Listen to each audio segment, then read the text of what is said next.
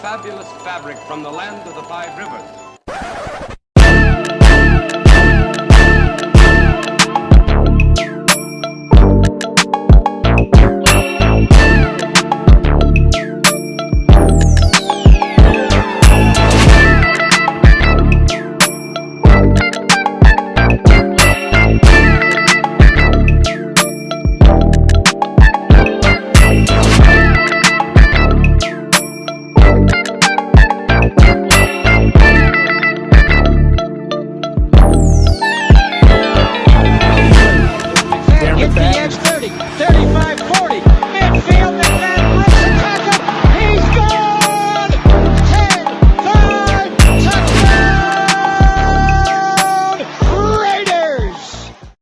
Years ago, when we came to Los Angeles, I really believed that the greatness of the Raiders would be in its future.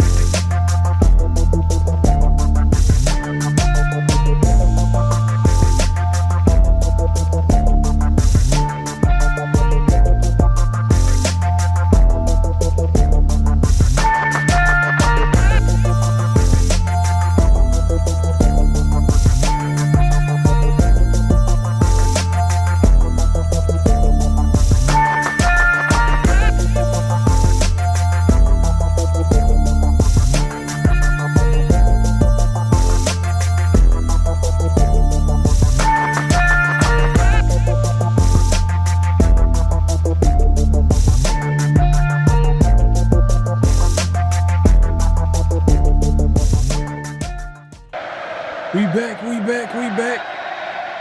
Man, you already know what time it is. Oh, you didn't know? 50-50. Welcome to the 50-50 Show. Hey, this is gonna be PharoahNFL and the Severe Raider, the realest show for Raider Nation.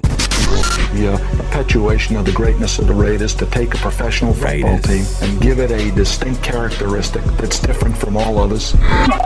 Make sure to clock in, like, comment, subscribe, and hit that notification bell. Man, welcome to the 50-50 Show with myself, PharoahNFL, and obviously the Severe Raider. We're going live on both our channels, so if you haven't already, make sure to clock in, hit that like button, hit that subscribe button, hit that notification bell. Man, we got a great show, great conversation lined up. Hey, man, you know what? Sometimes you just got to laugh, bro. We going to be laugh. We going to have a good time. Obviously, the Raiders are not what, I want to say not where we expected them. I'm not really surprised in how the season is going, but you know, we'll talk about what's going on with the team, the season outlook, and all that good stuff. We see people pulling up. Salute to the night crew. We appreciate everybody pulling up. My guy Brian says, "Bro, did YouTube unsubscribe me from your page because it was mad difficult to find this vid?"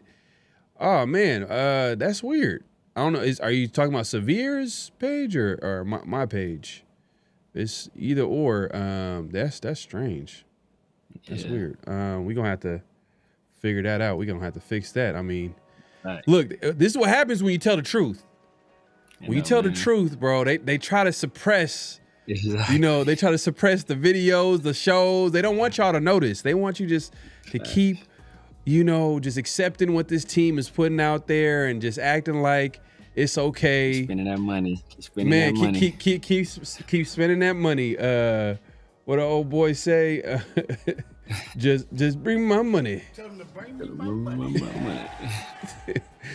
But we appreciate everybody pulling up. My guy Brian, he says I'm catching up at work. All right, for sure. All right, cool. Silver and Facts, he says, where's the beef? He says, where's the beef? Oh wait, it's in our locker room. Good one, bro. That's a good one. But yeah, man, we appreciate everybody's patience. I know we do the late night show. Sometimes people can't hang. I get it, you know, everybody got it. But hey, look, it's all good. Watch the replay. We'll be here.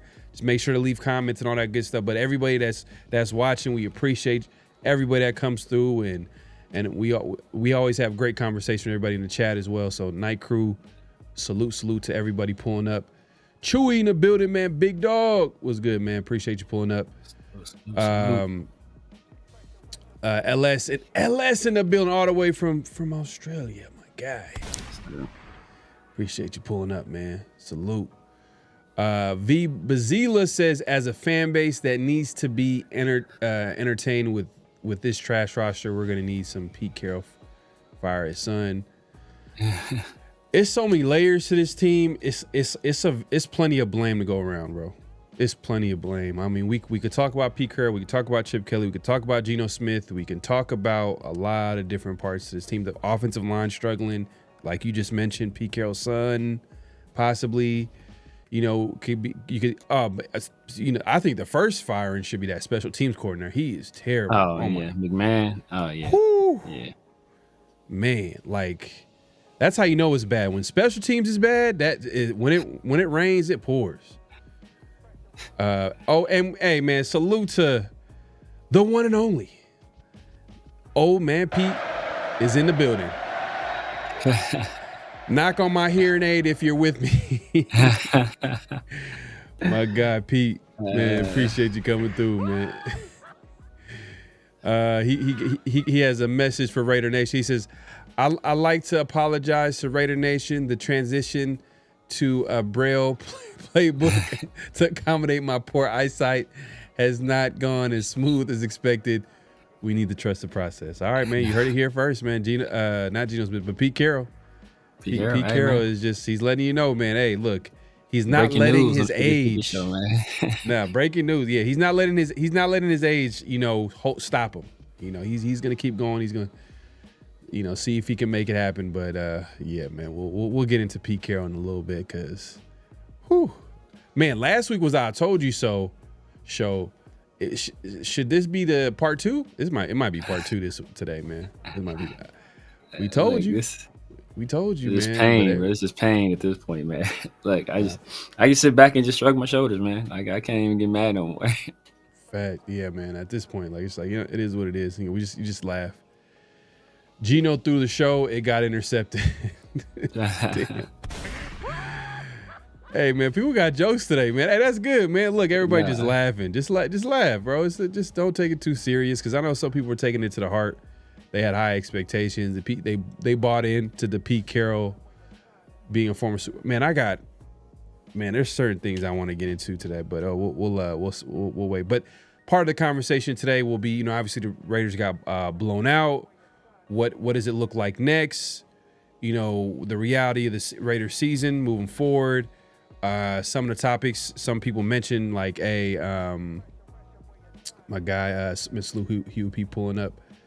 I think someone mentioned trading Max. Let's see. I think so. It might have been my guy Brian. I think he mentioned it. Yeah, he kind of started the conversation. We're going to talk about this as well. Like, should the Raiders trade some of the assets they have at this point if it's going to be a full-on rebuild, which it looks like. I mean, it's just they need talent, and sometimes the timeline doesn't match up. You know, Max is a great player. It has nothing to do with him as a player. I know a lot of people are like, oh, what kind of organization trades their best players? I mean, plenty of organizations do that. Yep. when they know that they're too far from winning, or like trading them will help them get better in the long run. Happens all the time. The time. And it's just unfortunate the Raiders they just dropped the ball. I mean, with constant coaches, constant revolving door with the GMs and the coaches and just players. Like they haven't really built a good roster, to be honest with you. Like there's not a lot of depth, so, and Spytek, if you want to take him for his word, what did he say? He wants to build through the draft. Well, he needs draft picks. So if you give him multiple first round picks, man, I like it. I mean, they just got it. But the argument is like, oh, and I hate this. I hate the argument where they be like, oh, how's that worked out for the Raiders drafting guys in the first round? How does that work? How do you expect? Like, how are you gonna go? That's that type of attitude. I understand where it comes from because obviously previous regimes have dropped the ball, but that's the way you're gonna have to do it. Yeah. You can't build through free agency. You can't just constantly trade. You can't constantly retool because that's what the Raiders have been doing, constantly trying to push off the inevitable with the team. Like you got to build the team through the draft, and if you're not able to do that, then you're just gonna be it's gonna be the same old Raiders, same old results. But yeah, we'll get into that conversation. Obviously, the flags on the play, notable quotables, all that good stuff. And then we're gonna get into Ashton Jeanty because I feel like not even just Ashton Jeanty.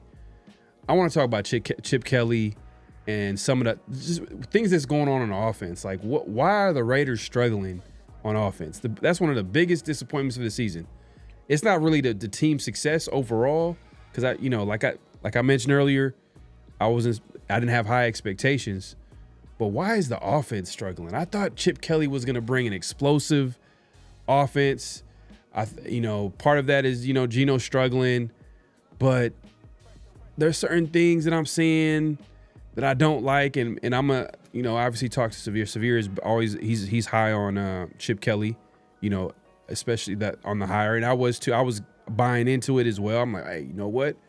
Look, this guy he's coming off a successful year at Ohio State, and he did a lot of good things with that team, especially making like in-season adjustments, which a lot of the players and coaching staff pointed to the success of that team was because of Chip Kelly and his adjustments. There's 12 games left, so hopefully he can make some adjustments. But yeah, we'll get into that. But let's talk about the game, man. Like I didn't. Obviously, you had your chance to like probably talk about it on your weekly show, Raider War Room on Sunday. Now it's been a few days. Raiders obviously got blown out. It's simple and plain. They got blown out the water, 40-6. Similar blowout to like the Commanders, and somewhat worse probably because of the score, but similar in that they were dominated in all facets of the game. Offense, defense, didn't matter. Turn the ball over, you're not going to win a lot of games. Jeanty looked good. Jeanty, it sucks because like it felt like it could have been another big game from him, but when you are down by a lot, it's just the running game kind of becomes like pointless. But yeah, what were your thoughts on the game? And moving forward, like what do you want to see from this team? Yeah, man, the game was just it was tough to watch, man. It was just a tough game to watch. Just the lack of execution, offensively, defensively, special teams. Yeah. Just like some of the stuff we were doing, it's stuff that part of the reason we hired Pete Carroll was to, hey, you know what? This guy's like, he's going to have the game management stuff tightened up. He's going to have the situational football stuff tightened up. We expect like, hey, the defense is going to play sound, fundamental football, right? We're not going to be missing tackles as consistently as we're missing tackles. Turning the ball over offensively, like that's something that we shouldn't be doing because Like that's something that traditionally, hey, that his team didn't really turn the ball over. So, and the fact that we have all of this stuff happening, it's an indictment on Pete Carroll, man, that this team is not ready to play. And outside of week 1, and can we really even say we were ready to play that? I think we were maybe more ready than the Patriots. Maybe the Patriots had some self-inflicted wounds. That's why we were able to take advantage of them during that game. But like, they haven't looked like a team that's been ready to play for most of the year. And when you bring in a guy with the experience that Pete Carroll has, that is not something you would expect or accept. Like perfect example of the just stupid stuff. Like, we were down 40-3 with 6 minutes left in the game. Why are we kicking a field goal? Like that's unacceptable. Unacceptable. And look, call a spade a spade. Let Antonio Pierce do something like that. Let that be Antonio Pierce. What would people be saying? The Raiders Twitter would be on fire. Right. On fire. But it's not. I'm still seeing, like, for some reason, like I know people have their issue with Chip Kelly, and I think like weeks 2 and weeks 4, like, he needed to do much better. I think week 3 he did solid against Commanders. I think that was solid. I think this week he did good. I think week 1, I think that was great. But weeks 2 and weeks 4, hey, you got a great boy what Chip Kelly was doing. Fine. This was not one of those weeks. This is not a Chip Kelly's fault week. And every single week has been a Pete Carroll's fault week. We came out, people wanted to see Ashton Jeanty involved in the pass game. What do? A wheel route to Ashton Jeanty. People wanted to see some creativity on offense. What are we doing? We're running split back sets with Ashton Jeanty and Mostert on the field at the same time. Like, we're doing everything. People wanted to see us try to attack the seams. We're doing that. People wanted to see us try to take some deep shots. We're all the stuff that people asked us to do, we're doing. So it can't be Chip Kelly, what is you? Everything people said Chip Kelly wasn't doing, we attempted to do in this game. And we left points on the field. There was a big run that Ashton Jeanty could have had. He made the wrong read. There was a touchdown to Jack Besh that should have been there as a tip ball interception. Like, it's like mistake after mistake, where it's like we're shooting ourselves in the foot. And like I said, this is a sign of a team that's unprepared. I don't know, man. I look, there's plenty of blame to go around. I'm not I don't want to get into not keeping guys accountable, because at the end of the day, like, and I know you agree with this, because when we were criticizing the offensive line and the run game, you wanted to make sure that Ashton Jeanty was part of that criticism too, because he wasn't perfect as well. So we got to include Chip Kelly in this too as well, because there's a stat by Josh Sabo, and I know we went back and forth on social. We can talk about that. 38 plays in the red zone, 9 carries for Ashton Jeanty, and I know you threw in the six. No. How many yards on those 9 carries? 12 yards. Exactly. 12 yards. But look, there's context though. There's context, because you also mentioned the pass game. I didn't get a chance to respond back. But I'll respond now. You mentioned that, if you include the passing game where he was able to get some receptions, then that's like 15. That's almost 30. Like half of the plays there of touches. But it's always context, because look, one of those catches, and I haven't looked at each and every one of those catches, but one of those catches, we can go to last game, that first drive, first red zone appearance, it was after Geno Smith, 15-play drive to get a field goal, by the way, is terrible. To take a sack is terrible. That's on Geno Smith. And maybe you can criticize Chip Kelly a little bit, because just like Geno Smith needs to understand that this ain't the greatest offensive line. You need to get the ball out. You're in the red zone. You don't take a sack. Chip Kelly also needs to help out the player and be like, you know what, you gotta put him in position to get the ball out quick. Get the ball out quick, or get under center. Get the running game more involved, because the last couple of games we've seen that the running game has improved. The offensive line looks a little bit better, especially the interior offensive line. Looks a little bit better. Is it perfect? No. The left tackle went down. Forsythe, he actually, I don't know if you watched the tape or anything like that, but just watching the game, he didn't pop out as like a problem as much as we thought going into the game. We're like, oh man, like it's going to be a long day. And it might be a long season because Forsythe will probably get exposed by like a really good pass rusher. But the Colts and the Raiders, the Colts weren't able to take advantage of that, in my opinion, to the point where it became a problem. I felt like a lot of the struggles were with Geno Smith, and I just look in situations where it's bad. We're putting everything in a microscope. Like we're gonna like overanalyze it just because the Raiders are not winning. So we're gonna look at every little thing. So I might be doing a little overanalyzation with Chip Kelly and what he's doing on offense. But I just feel like Genty needs to get more involved, especially when you brought up half the touches that he has in the red zone. A lot of those probably came within the last couple weeks.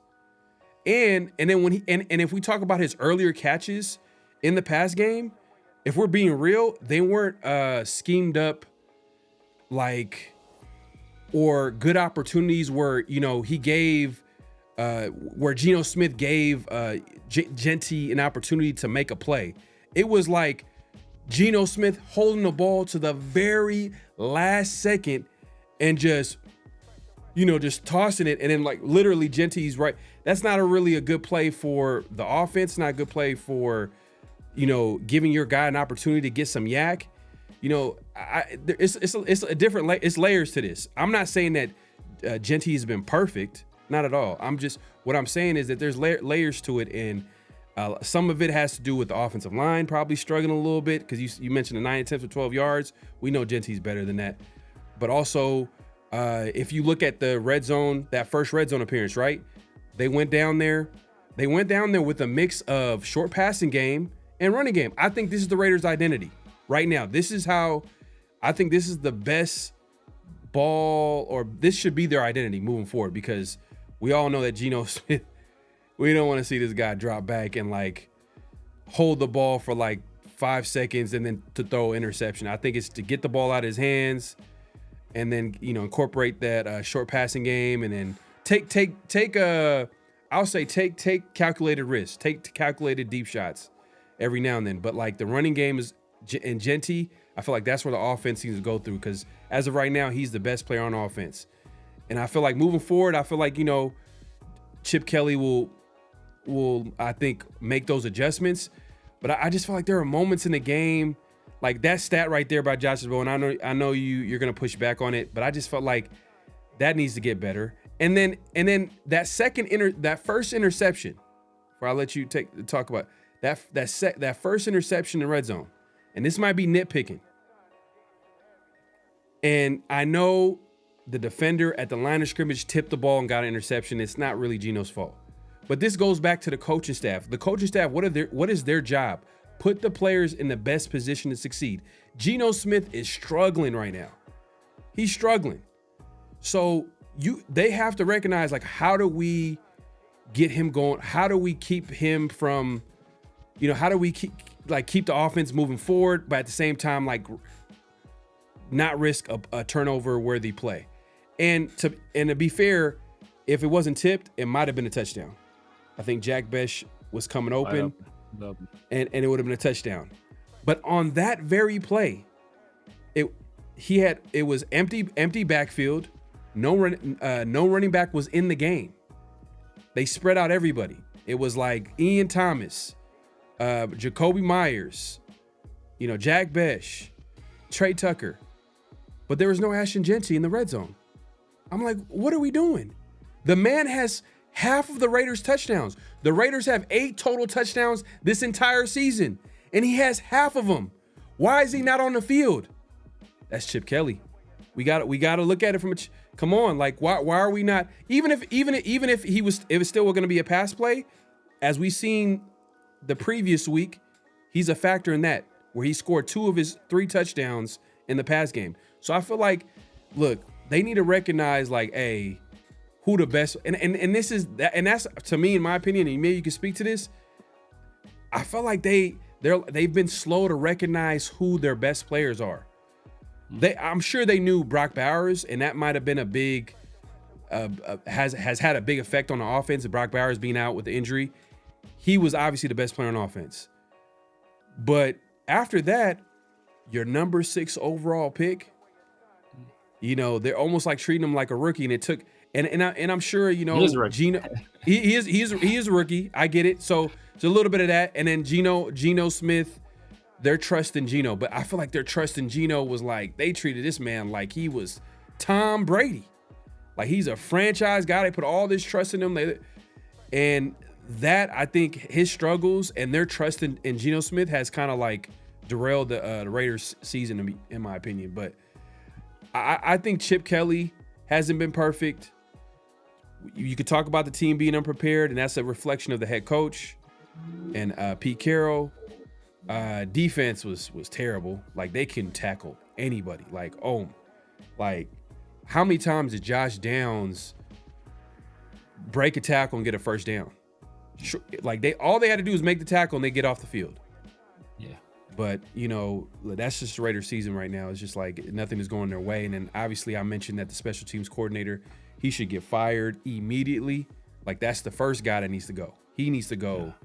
Like it's bad. Like when it's this bad, because special teams, it's one of those like if you don't hear from the special teams, that's a good sign. Like okay, they're doing their job. Yeah. But if every week there's a blocked field goal, like there was a touchdown that was called back. Yeah. And I'm not gonna lie, that call was kind of like shaky. Whew. Like the refs, you know, they don't look out for the Raiders, but they was looking out for the Raiders right there. But what's your take on my criticism of Chip Kelly? Because I feel like I'm not saying that it's all his fault. I'm saying he's also part of the problem too. Like there's moments where I'm like, come on, man. Like why is Ashton Jeanty in that second red zone appearance? Why is he not in the game? Like, come on, like we got to recognize that he's the best thing about our offense right now. The offense needs to go through him. Yeah. And then it's everybody else. Yeah. So I will say this. So I think the first thing you said is that we got to do a better job of putting Geno in a better position to get the ball out of his hands quicker, right? But you also acknowledge, what did we do on that first drive? We ran the ball, we got the ball out of his hands quicker. Yes. You know, also in that first red zone drive, we gave Ashton Jeanty opportunities to touch the ball in the red zone, and they were ultimately fruitless in that red zone trip outside of a field goal. He actually, it was first and goal. And this is after like Geno Smith got a QB sneak to get the first down. It was first and goal. Raiders in shotgun. Ashton Jeanty gets the ball, takes it within the 5-yard line. Raiders go back in shotgun. And this is where they got a little too cute. I don't know what Geno was trying to do. Maybe, you know, shout out to the Raider War Room. Y'all can go take a look at that red zone play and see what was going on, because it looked like he was trying to roll out. But then when I look at it, I'm like, was that just Geno just panicking a little bit? Because they had a lot of people in the box and they were blitzing, because I know Ashton Jeanty was also in pass protection. But man, maybe get under center a little bit. Maybe sell if you're gonna do play, let's sell it a little bit, because we're right next red zone. Like maybe roll him out to the right, like roll him out, use his legs a little bit, because Geno's not no statue. I think they did. I think they did. But I think he was under center. I think this play I'm talking about. This play you're talking about. I think there was a play. The one that he was under center was the QB sneak to get the first down. The next play was a shotgun play, and they handed it off to Jeanty. Jeanty got it within the 5-yard line. This is the first red zone. And then the very I'm talking next about there was play, a rollout play. There was a rollout play where Geno immediately got like he got hit in the backfield, basically. I want to say that was the rollout. Where he missed Jeanty. He missed him. I believe so. Yeah. That was like 2 plays before. Like that was like somewhere in the 20-yard line, but that was like 2 plays before. But like there was a run by Jeanty, and then like they gave it to Trey Tucker on like a little And then he kind of got him a little bit closer, and then he missed. It was just Like, it was good. Like, don't get me wrong. Like, they were mixing it up. Like, I'm not saying that Yeah. Chip Kelly wasn't in his bag at certain points, but it was just like, man, like, I wish he went under center. And like, when you're within the 5-yard line, like right within it, like, man, get under center a little bit. Maybe, I don't know. See, but that's what people bringing keep the extra talking about. offensive lineman. You know what I mean? Something like. But people keep talking about going under center, like that's going to make a huge difference because I think with people, when they talk about going under center, they think the Raiders are going to be in I formation, but the Raiders don't really run I formation. So like Genty is going to be running from the exact same depth. Look at where Genty lines up when it's shotgun. Look at where Genty lines up when Geno's under center. He's running from the exact same spot. So the only thing that changes is the mesh point. That's the only thing that changes. And the fact that Geno has to turn his back to the line of scrimmage in order to hand the ball off. Like, that's the only difference. Is it easier to sell play action when you're from under center? Yes, because you can hide the ball a little bit better, especially if you have a quarterback that has ball skills. But by the same definition, you can also do a lot more with play action when you're in shotgun, because then you can actually read the defenders and see who's being affected right this very second by this run action. You have that vision immediately. You don't have to hand the ball off, turn around, and then take a snapshot. You see it immediately. Okay, bam, I can see I'm holding this linebacker. I know I got this route coming open. Bam, I'm hitting this route. So that's one thing. The other thing is that, look, we talk about the second time, the second red zone trip on the play where Geno throws an interception, right? And he's like, oh, Ashton Genty's he's not on the field, yada. But we already acknowledge that there was a touchdown there if the ball doesn't get tipped. So Ashton Genty not being on the field did absolutely nothing.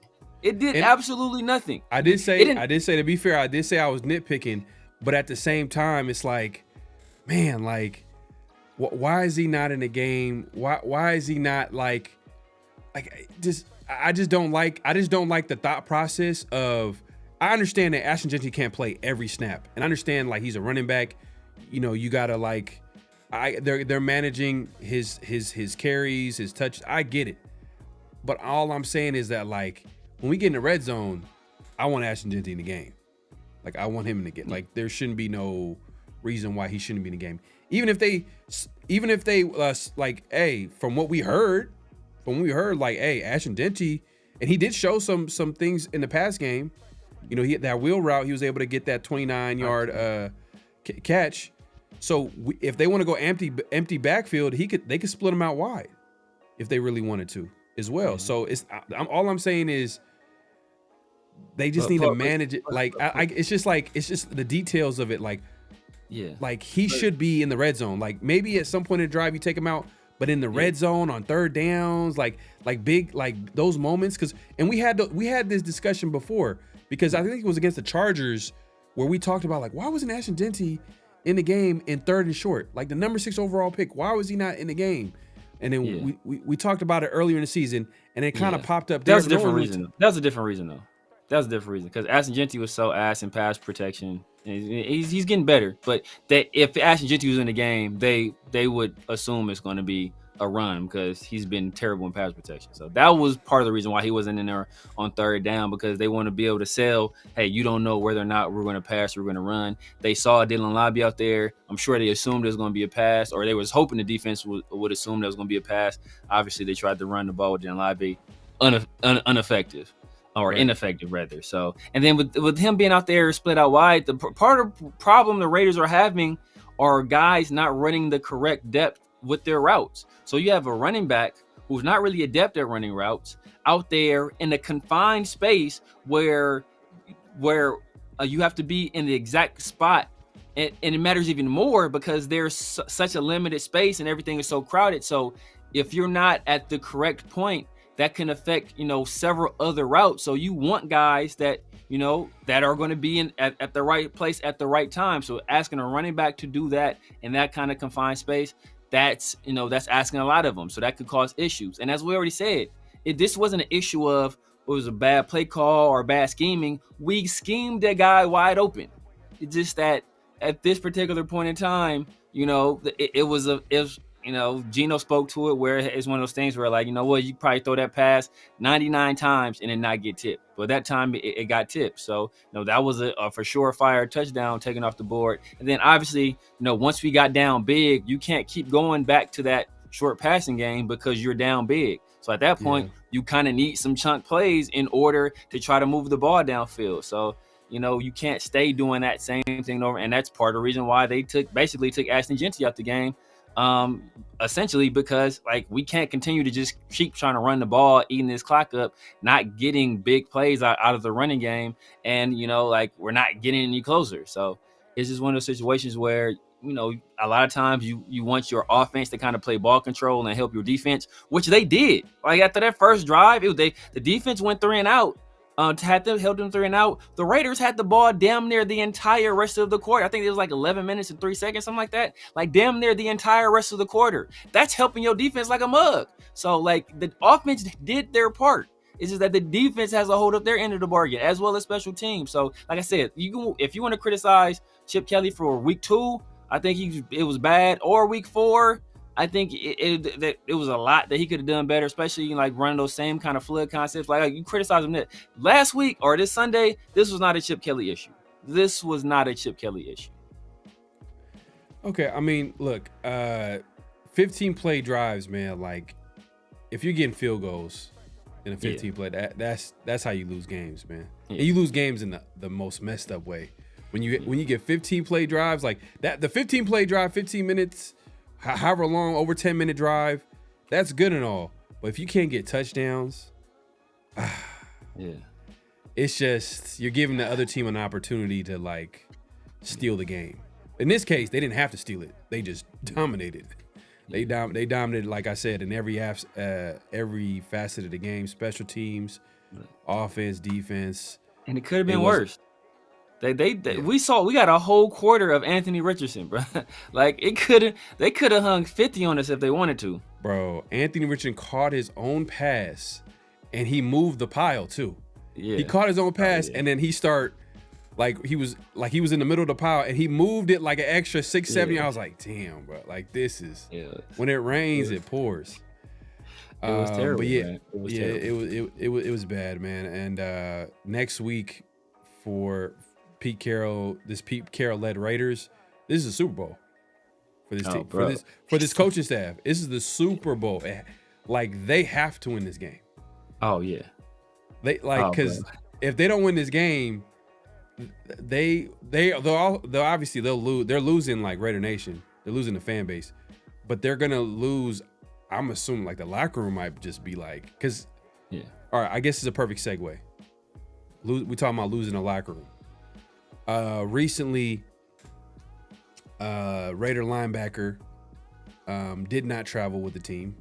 Jermaine Pratt, and it was over the weekend, so it was kind of like surprising. And he was listed out. He didn't travel with the team. He was listed out, and there wasn't any reason. There was for non-injury reasons. So that was strange. And then come to find out, after the game, Pete Carroll's all like, "Oh, we decided to go with other players." We're like, "Oh, okay, this doesn't sound right." Next day, he gets released. Yeah, and there are rumors saying that like, he wasn't getting along with the not the head coach, but the coaches, the coaching staff. He was just the players and yada yada. And there was like a clip of him after the game of a Bengals game where he's just talking all types of, like, mess, like, "Oh, I'm glad this is my last year. I'm on my way out." Like, he was just talking a lot of mess. So his attitude is kind of, like, questionable, but it makes you wonder, like, that's what I'm saying. This game against the Titans, it's gonna say a lot. It's gonna say a lot about this coaching staff. It's gonna say a lot about this team. That he, like, is he losing the locker room? If he loses the locker room, then I don't know, man. Pete Carroll, I feel like Pete Carroll's days might be numbered. If he loses the locker room, I mean, it's kind of hard to justify him coming back, and then because at this point, like, you would assume, we're all, like, kind of assuming that it's going to be a rebuild, and it's kind of weird that you hire a 75-year-old coach for a rebuild, because he obviously wants to win. And a lot of the moves, now that hindsight is 2020, but like now that we're looking back, we're like, there was a little, I want to say, and I remember Vinny mentioned it too during training camp or right after training camp, how there was a little bit of like, I don't want to say friction might be a strong word, but like there was a little bit going on with him and Spytek as far as their view on how, because think about it, they're like, they drafted not Camlet, but Tommy Mellott. They drafted him knowing that he was a project. So that's Spytek drafted him in this 6th round. They knew that he's a project, but he doesn't make the team, let alone make practice squad. Yep. So it makes you think like, what the heck? Like, why would you not bring him back? Like, why would you not bring up like, this is a guy like you knew that it was a project, and you're not even going to make the attempt to like. And remember, I think we talked about this at the time where Spytek made a comment. He made a comment about the whole situation. He was all like, you got to have patience. Like it was like a little slick little remark. Like, with a guy like you gotta have some patience. So it's almost kind of a shot. We all know who that shot was. That's on the coaching staff. That's on Pete Carroll. Who look, but that's what happens when you hire a 75-year-old coach. He's not gonna want to wait. He's not gonna want to rebuild. Like he's gonna want to win now. Like he knows, just like we know. Like we're laughing and joking that he's old, but he knows he's old. So, like, bro, like what's going on here, man? Yeah. Hey, I'm waiting for all those people that told me that Pete Carroll wakes up earlier than you and he has more energy at 70. Like, where's all that now? Where's all the energy got him? Not a damn place. So, and it's a situation where it's like, you kind of know, like we've had issues. We've had issues in the past, but the amount of issues we've been having, like with players, like this is not normal, right? It's the JPJ situation. It's something that's not the Christian Wilkins thing. That's just a whole different situation. But then the JPJ situation, heard there's a Mostert thing, the Jack Best stuff, now the Jermaine Pratt stuff. It's like, bro, like it's and it's on both sides of the ball, so it can't be like it was all offensive. But all right, bro, that's on Chip Kelly. Like, what are you doing, bro? This it's all issues on your side of the ball. What's going on? But no, bro, we're having issues on both sides of the ball, and it's like, like what's going on? And we're hearing that there is favoritism going on, where a certain head coach has his guys, and these guys don't have to compete. Oh, isn't that a coincidence? Who brought that point up before, right? Oh, maybe it was me who said the exact same thing about it seems that only certain guys have to compete and other guys don't have to compete at all. So, like all this stuff is starting to come to a head where, this like Pete Carroll's out there picking favorites, and he's losing the locker room, and like the team is losing on the field, and you can justify this kind of behavior if you're winning, or if you're already, kind of ingrained in the culture there, like he was with Seattle. He had been there forever. So, hey, you know what? You just understand, this is how Pete does his thing. Like, is this how Pete, that's just Pete being Pete. But bro, you new here. You a visitor here, essentially. Like, bro, that's not how players expect it to be done here. We don't worry about what you did in Seattle. This is Las Vegas. And we heard and were told that this is all about competition. It seems that you have certain people that have to compete and certain people that don't have to compete. And I'm sure that Jermaine Pratt is wondering, why am I splitting reps with guys that I'm clearly better than, or I've clearly performed better than?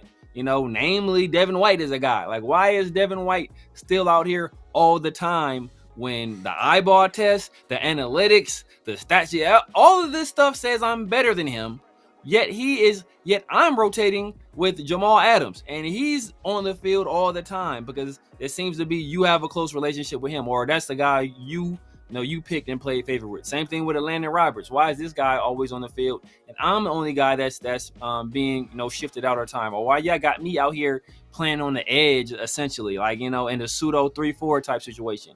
When Devin White is a guy who essentially is a great blitzer, why aren't you using him in this role more often, right? I'm the guy that's better in pass coverage. I'm the best pass coverage linebacker you have. But yet I'm the one that's getting beat up by these, offensive tackles and guards all the time. So, I mean, it just seems that, why is Caillou Blue Kelly still on the field, like, all the time? Like, you see he's picking and choosing on these people that he's grown some affinity for, or he has some personal relationship with, or he's coached in the past, or he just sees something in him. Like, bro, no. Like, what we see on the field is not what we should be seeing out of NFL caliber players. And it's incumbent upon your head coach to identify that and to make the corrections. And it doesn't seem like Pete Carroll is either able or willing to make the necessary corrections. And we see it, perfect example, Geno Smith. There was no reason for Geno Smith to finish out that game, yet he's still out there in a game where we're getting blown out. Like Ashton Jeanty is out, not playing. Like, there's no reason for Geno Smith to still be out there. Yet, he continued to throw him out there. And I think that's how he's going to lose the locker room if he continues to play Geno Smith. And it's clear that Geno Smith is not playing. He's not playing well. And you're all about compete. And you play these games with JPJ and all the other players, and you have Geno Smith out there, and he had the audacity, like, the other day on his running pressure by saying, "Oh yeah, Geno was solid." What did you think of Geno? Like, he was solid. Obviously, he has some plays where he probably should take it back, but man. But I will say this: the week before, they asked him, I think after the game, or maybe that Monday, they asked, because there was a moment in that Bears game where he was talking to Kenny Pickett on the telecast, and Kenny Pickett had his helmet on. It was almost like, oh, is Kenny Pickett about to come in the game? Like, is there about to be? I'm sure Kenny Pickett thought he was about to get out there. He was like, what? I'm about to let me get my helmet right now. But when they asked Pete Carroll after the game, like, were you considering having Kenny Pickett come in the game? He was like, no. Like, it was just like a cut, just dry answer, just no. Fast forward, same question. He's, oh yeah, I thought about it.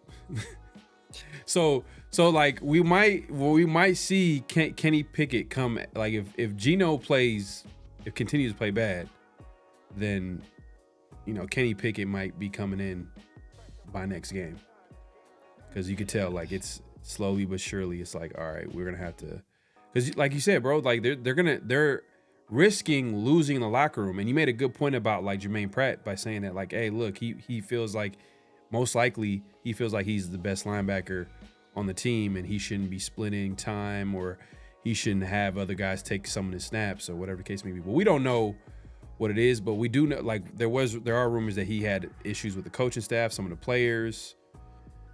So, there's probably more to it than what we're hearing right now. But look, where there's smoke, there's fire, man. There's been a lot of issues in the locker room with the weird stuff with, obviously, Christian Wilkins. Yeah. And it just continues, like, just weird stuff. And then you got, Geno, man, he thinks he's the best thing since, man, like, he's confident. He's confident, and I look, and I like, he's not he's a likable dude. Like, he's not a, like, bad. He doesn't come off like a person that, like, it's just, it's not arrogant. He's confident, but it doesn't come off arrogant. But he's just not playing well, and it's so obvious. It's just like, oh man, and it's making him, like, he's playing so bad that I'm starting not to like him. Like, God, what are you thinking? What are you doing? Like, why do you keep throwing into double coverage? Why are you, like, there was that play where he threw the second interception. Like, I heard that he was mad at Dante Thornton, but, like, there was two people there. Yeah. What was it? What Dante? What he supposed to go deep? What was he supposed to do? Like, there was two people there, and I don't know, man. Geno Smith, man, like, It's funny because it's not that I had the expectation that he was going to be a franchise guy. I thought he was going to be an okay, solid QB, just middle of the pack. You know, I didn't think he was going to be a problem, and he wasn't a problem in Seattle. So I'm like, all right, you know what? He'll be a bridge quarterback, but I'm not sure if he makes it to next season. Oh, no, I mean, at this rate, hell no. He won't make it. He might not make it the next game at this rate, you know. So, and the reason why I said it to next season is that the Raiders can get out of his contract and not owe him a dime after next season. Now, if they want to get rid of him after this season, then I think there'll be like an $18 million cap hit, which technically is doable for a quarterback.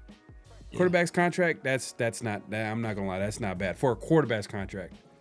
Yeah. Any other player that would be like terrible, but for a quarterback's contract, they can easily, you know, put that on the, you know, just charges to the game and move on. But if they feel like they can salvage it by just having him as a vet in the room, maybe just look at him like, hey, just a 1-year rental. You draft a rookie high. I wouldn't be mad at that either, but. You know, my guy Rundown was all like, I don't know if I want to risk Gino being in the room trying to advise a rookie to do anything. Nah, I mean, he's a smart man. He's a smart dude, and he's a vet. He's a vet. Yeah, he's he's extremely intelligent. I mean, like I don't think it's his IQ.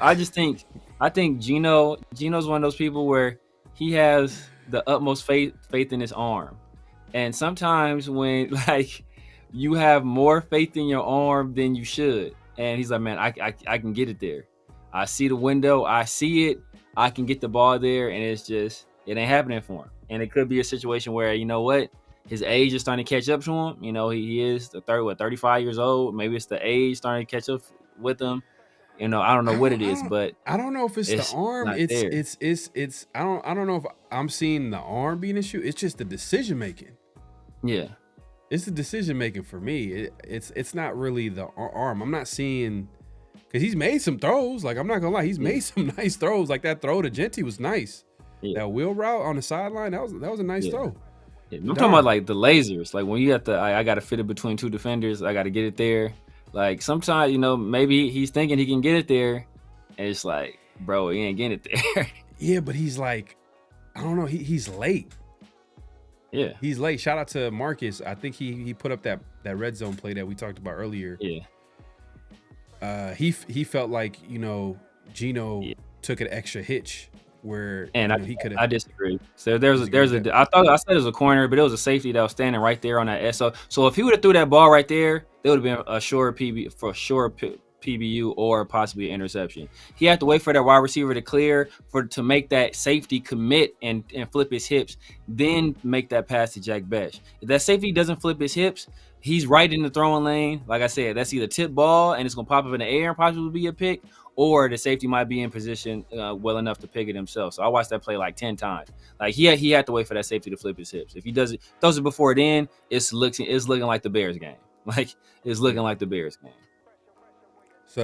So fast forward to the presser, Pete Carroll was asked about, like, you know, comparing this team to his previous teams and how they started. And then he starts talking about like, well, you know, USC, you know, they started 2-5, and after that, you know, we didn't lose many games after that. And Raider Nation and social media, they was cooking them, man. They was like, man, this dude talking about something that happened like 20 years ago and da da da da. But to be fair, though, I think he knew the other starts. He just picked the one that was similar to what the Raiders were going through. Because when I looked up the starts to the Jets was probably the most similar one, close. I think but even the Jets was like, what, 2-2 after 4 games, 2-3 after 5. The Patriots, so he won, like, I think he's probably like 4-0 or 4-1 after 5 games. And with with Seattle, they were like 3-2 after 5 games, 2-2 after 4 games. Oh, damn, that's So- terrible. He went 7-9. He basically they went the opposite direction. Yeah, and they went 7-9. So they went like they were kind of like, and they had stretches where they lost 3 straight. Yeah. He's lost 4 straight, by the way. He's lost 4 Yeah. straight with the Raiders. But Yeah. with that year that they went to the playoffs 7-9, it was a weak division that year. NFC Yeah, they West won was the not- division. That's how they went to the playoffs. They won the division Yeah, at 7-9. 7-9. But yeah, it's 12 games left. You know, I don't look. Just I guess to play devil's advocate, because I know a lot of people are like, oh man, this is terrible. Blah, blah, blah. There is 12 games left. There's 12 games left. 12 opportunities to lose. 12 opportunities to lose. There's 12 games left. The one thing that's like killing my hope, it's not like when I say hope, I mean like how this team can get better. It's just Geno. He's playing bad, bro. It's hard to overcome bad QB play, man. It's hard. It's hard to overcome that. Like look, for example, like we're talking about Chip Kelly and trying to nitpick him, and we're talking about Pete Carroll and this and that third. It's like if Geno plays better, then the Raiders probably got an extra 1 or 2 wins. For sure. At least for possibly the Chargers game, for sure the Bears game. Yeah, because the Chargers game, like there was like hella opportunities to get back in the game. The defense was just keeping them in the game. And then obviously the Bears game, like, bro, like the Bears game probably should have been a blowout for the Raiders. Yeah. It should have been at least a comfortable win, like because like a touchdown. because the way, touchdown, 10 points, the way the like that. defense was locking down the Bears offense. They had a short field. They came away with like 9 points, and they were literally in the red zone, like their first 4 or 5 drives. Like it was crazy. Obviously they couldn't finish it at the end, and they end up losing on a blocked field goal. So it's like that game, that could have been a win right there, but woulda, coulda, shoulda at the end of the day. Like, but I think the biggest problem with this Raiders season is that Geno's worse than we thought, worse than what the coaching staff thought, worse than what everybody thought. Like everybody, like the film guys, they were like, "Oh my God, Geno Smith! Oh, like his ball placement, this and that, and the third, and this." All that stuff. Oh man, like they're looking like man, he's making them look bad. You know what I'm saying? Because it's like he's playing terrible. He's playing bad ball. But that's the only thing for me is that's why they might have to make a QB change. Yeah. And the thing is though, like it might be too late for that. Whatever they're trying to do, it might be too late. They better do it like they almost got to do it like as soon as Geno Smith throws like a pick or not even pick, like if he throws an inaccurate, because he missed Trey Tucker on the sideline. I know I'm nitpicking, but like God, he had him like that first play in the red zone. He had him there and he just missed. He's just not. Man, like he's not playing. Yeah, he's off. And I think that's a play too where the commentator was saying, like, you see that play right there, like if you miss it on the like too much to the inside, that can go the other way. So automatically I'm like, damn, like Geno's in his head now. Yeah, he's because he doesn't want to throw a pick, which I understand. I don't want you to throw a pick, but still, it's affecting his game. Oh yeah, definitely. Like there's another play, I forgot what play it was, where he had like Ian Thomas wide open underneath on like a little it's like a little a delayed route where Ian Thomas was, ironically, because like Ian Thomas was obviously he's a tight end, he was blocking, then like he releases into like it's like a little drag route, but like the dude he was blocking like almost immediately sacks Geno, but Ian Thomas came wide open before that happened. But it's like, the dude he was blocking, this like comes right to him and sacks him. So it's like, like Geno has to recognize, like, what, I know I got this favorable matchup right here. Dump the ball off to Ian Thomas. It might have been a touchdown, and he didn't see it. So he's struggling, man. He's definitely in his head. You can see him like some throws he's not willing to make. You can tell like some of the ball placement with some of the stuff. He's like he wants to make sure it's like it's not in a place where he can get picked. So right now he's not playing with like that confidence, playing free. Mm-hmm. Like it's a fine line, but between being like like confident and being careless. And you know, at points in time earlier in the year, he was being kind of careless, but now I think he's overcompensating and he's being like too cautious. So you know, and he's not playing with confidence. So I think he has to see some success. You know, like if he would have got that touchdown pass to Jack Besh, that you know that changes the game. I think that probably gives him a little confidence. Like, all right, you know, we can kind of go from here. But the fact that it was tipped like that, that's one of those situations. Like, it's like I'm sure he feels like Raider fans was like, damn, like what can I do? Like, what can this is what like no matter what I do, something's gonna go wrong. And like when you have that attitude, like that kind of manifests itself in the universe. I think that what can save him is if the offense goes through Genty and Genty just starts taking over, like starts playing really well, and they start winning that way. And then within the games that like Genty's playing well, obviously there's going to be moments where he's going to play action, you know, pass it to the open guy. That's just going to get him, you know, that their rhythm and just like, okay, because he's like a rhythm guy. Like I'm sure he like a lot of it is just he just needs to get back to what he knows, what he could do best. And I think that's just the Raider. I think the coaching staff, that's on the coaching staff, like, hey, recognizing like right now we don't have a left tackle, or not that they don't have a left tackle. Their starting left tackle's out. Yeah, Genty's starting to heat up a little bit. He's starting to play well. He's getting better. He's he's slowly but surely he's getting used to the NFL speed. He had a couple of smooth, like there's a couple of smooth runs that he had. I'm like, ooh, nice little. It was like that's his game. That's his game. Like the kind of, hey, you know what, between the tackles, I can, you know, hey, I can glide, I can use my smoothness to kind of maneuver, and then they can't arm tackle me. So I can take this 3-yard run. I can go for like 5-6 because hey, I'm low to the ground. It's like that's his game. That's where he's going to thrive at, you know, like and but then like even with the when they ran the speed option, that's another thing. Like, man, with Chip Kelly out here running speed options, like, bro, he was in his bag, bro. I don't want to hear no Chip Kelly slander this week, bro. Like any other week, fine. This week, bro, he did everything you could possibly do to try to, you know, to manufacture yards and points. This was not on him. He ran a speed option, bro. And Genty and to always criticize Genty's speed. Like on that play, I was like, damn, okay, Genty, he showed some burst right here. Like he looked much faster on that play. So I was like, okay, damn, that's what I like to see right there. Because as soon as he got that pitch, like he was gone. I was like, man, this is the fastest I've seen him move all year. So, you know, I don't know if it's a situation where he maybe through playing in the season, he's dropping weight or maybe he was dealing with something, but he's looking quick right there too. So that's a sight for sore eyes as well. So if he's able to keep this up, bro, you know, like, yeah, just run the offense through him. Like, just, hey, run the offense through Genty, and you know, kind of, you know, just on the edges, do some pass stuff around that, and you know, just try to win low scoring games that way.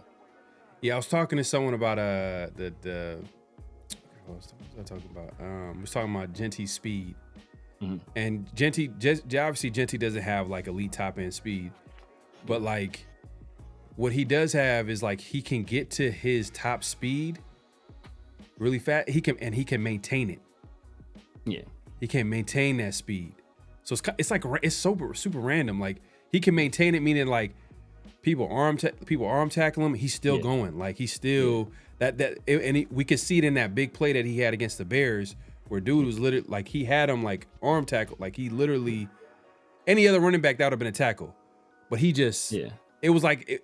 Like when he breaks tackles, it's like it's not even a factor. Like he doesn't slow down at all.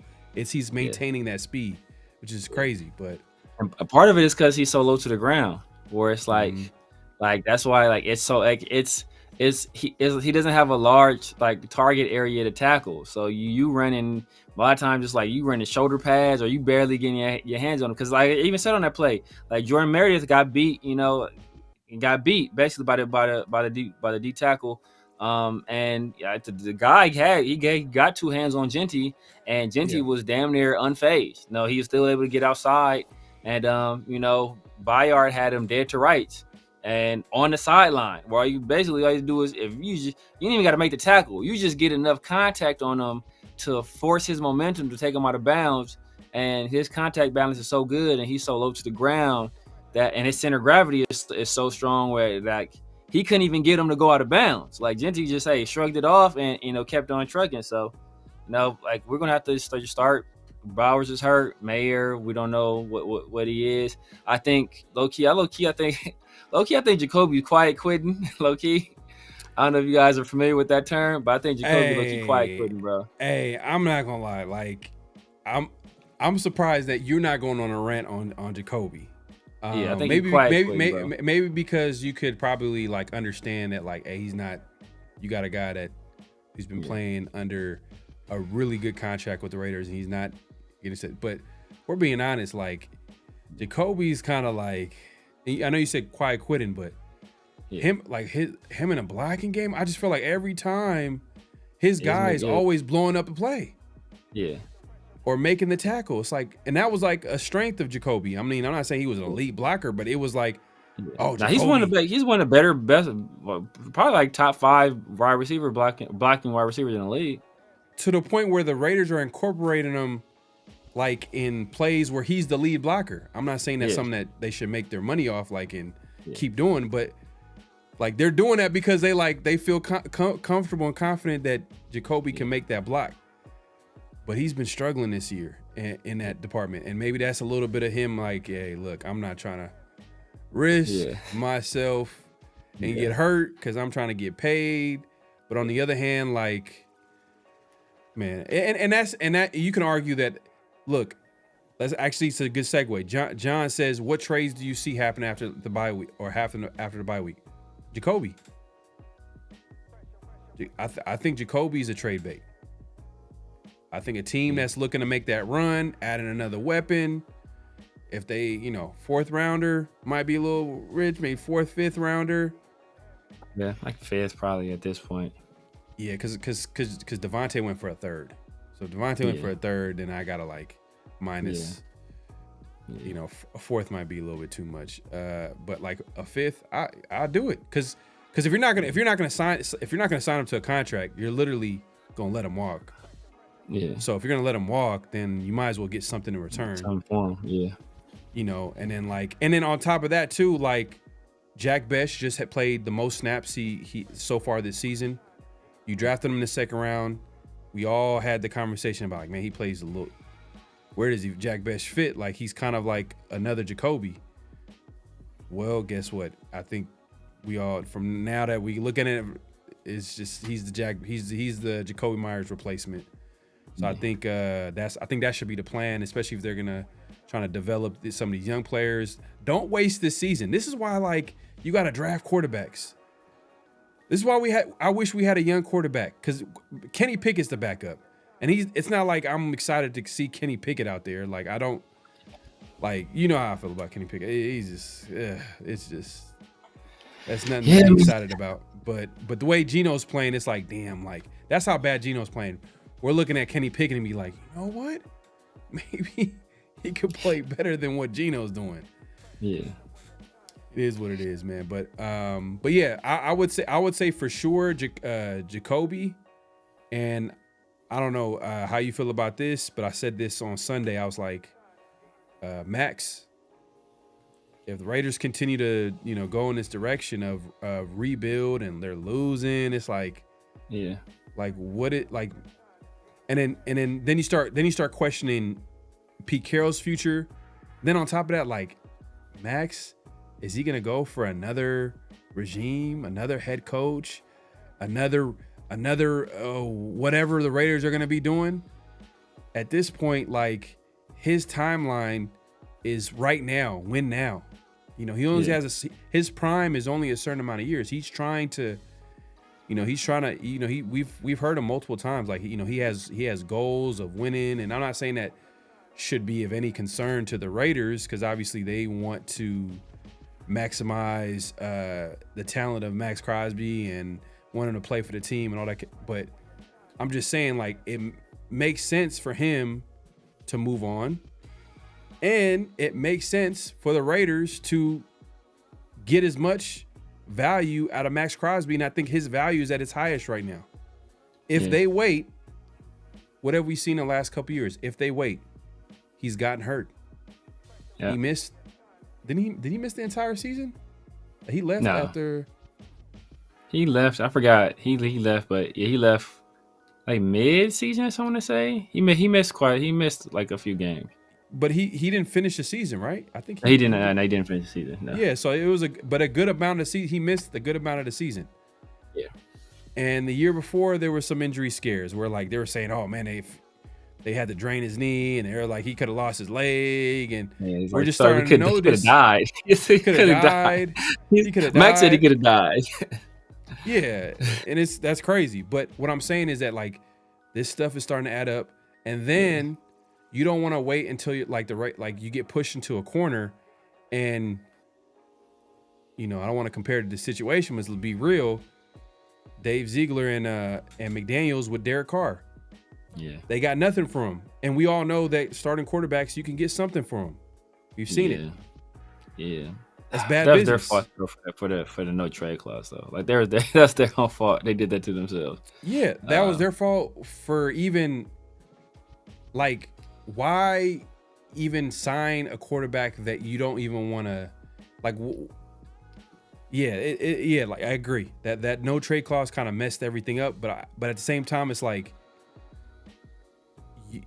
you should have at least. That's a whole different conversation. But they should have at least like waited. Like you literally traded for a Devontae Adams that literally came here because of Derek Carr, and it was just like it messed up. It was just so much things that like got messed up from that whole situation. It's like if you're gonna invest, you got to go all in. You can't just like, oh, let me just like 1 year rental, but you made moves and players came to the team because of your investment in that player. But that's a whole different conversation. But my point is with Max is I don't want it to be a situation where we end up trading him for pennies, like just for peanuts. Like I don't want that to be the situation. Trade him while his value is high, where he wins, the Raiders win. I know no one wants to hear it. I know no one wants to trade a great player. I know Max is a great player, but the Raiders are rebuilding. Yeah. What are we gonna do? Like Max is gonna get his sacks and get his numbers, and the Raiders are gonna lose. Is that the expectation? Like, come on, let's try. The way I'm looking at it is like I want the Raiders to win. How can they get closer to winning? Adding more talent. This team needs more talent. Yeah. And a younger talent on cheap contract too, by the way. So and you know what's interesting? His contract, they did it in a way where it opens the idea of him getting traded. It makes it easier for him to get traded. So they knew that this was a possibility. I'm sure Max and the Raiders. I mean, the thing is, you kind of gotta find a team. It's so cool because the easiest way to do it is either you find a team right now that thinks they can be contenders, but that are missing defense. Like Dallas is a team that comes to mind. Last year when Detroit, when they lost Aiden Hutchinson last year, like that was a team like that's an example of a team where, hey, you know what? They lost their best defensive player, their best pass rusher, and Aiden Hutchinson last year. Let's make the move for Max, right? Or Dallas this year, hey, preseason they traded away Michael Parsons. Dak is playing at a high level. The offense is firing on all cylinders, but their defense is terrible, namely because of their pass rush. Let's trade for Max. Or you got to do it in the offseason for a team that thinks they can potentially be contenders in the upcoming season. So that's what makes things so difficult is that, right now it's, there's not a whole bunch of trade partners or not a whole bunch of people that I would say, hey, you know what, they think that they are one defensive piece away. Like maybe Dallas, but they just got rid of Micah low-key because they didn't want to pay him. So now would they trade for Max, who's already kind of on a bigger contract? So, he's not making as much money as Micah would have made or was demanding, I'm sure, but it's still a sizable contract where it's like, is that something we really want to do? So, that's a better first round pick. If they go ahead and do that. But they would have to trade some of the haul that they got from Micah, which would make it kind of a moot point. Yeah. But he's not going to go for as much as Micah went for, though. That's the thing as well. Dallas will still come out with some assets left from Micah plus Max. on a cheaper contract. So because there's low key a little bit of a win-win situation there. Okay. So what would you say the compensation would look like with Max? 2 first. 2 first? That's what I'm thinking. Yeah, I'm cool with that. 2 I'm first, taking that too. And then what? Some change? 2 first. Probably. I mean, the change might be a little. that might get a little too rich for their blood. But 2 first for sure. 2 first for sure at least. Where it's like, hey, you know what? Especially with Max's recent injury history, and he's already on a big contract. You know, I think 2 first is kind of fair. Right. Yeah, man, and it's not like I want this to happen, but it's just like, and I've heard these rumors, and I shot them down. I'm like, you know, in the past few years when people were like, oh, should Max? I was like, nah, like Max, we should keep Max. Max is like the leader. But now as years gone by, he's getting here and there, he's getting nicked up. Last week he was on the injury report. You know, we know football is a physical sport, but like, you know, he was on an injury report with his knee, and I'm like, man, if he gets hurt, it's like that's like worst case scenario. Oh, not for this season, but it's like you can't even move him and get the proper value for him. Exactly. So I'm thinking like, you know what, the Raiders should look into if a team and I'm not saying for anything, I'm saying for the right deal, they should be open to it. Like if a team and the thing is, a team will do it, and a lot of these teams that's trying to make a run, they'll do it because he's a pass rusher. His impact will be felt immediately. Yeah. Because all they got to do is, you know, they got to get after the quarterback, you plug and play. You know what I mean? And in football, trades over the years don't happen as much compared to other sports because transition is harder with these mid-season trades. Yeah, mid-season. Yeah. Yeah, it's a lot harder. But with a pass rusher, man, like a Max Crosby, and his impact in the run game and getting after the quarterback. Woo, that's why I'm like, I know you said because of his age, but I'm just saying like Max is still young enough and in his prime, and he might be you could argue that he's a better player than Micah Parsons. Yeah, but Micah Parsons is it's his pass just rush. as a pass rusher, and that's what and that's what they're looking at. They're just looking at what are you doing just as a pure pass rusher. And like his production as a pass rusher is just crazy. Like Max still has great production as a pass rusher, and he has a lot of like pressures. And Max, like if you look at pressure numbers, Max is probably higher.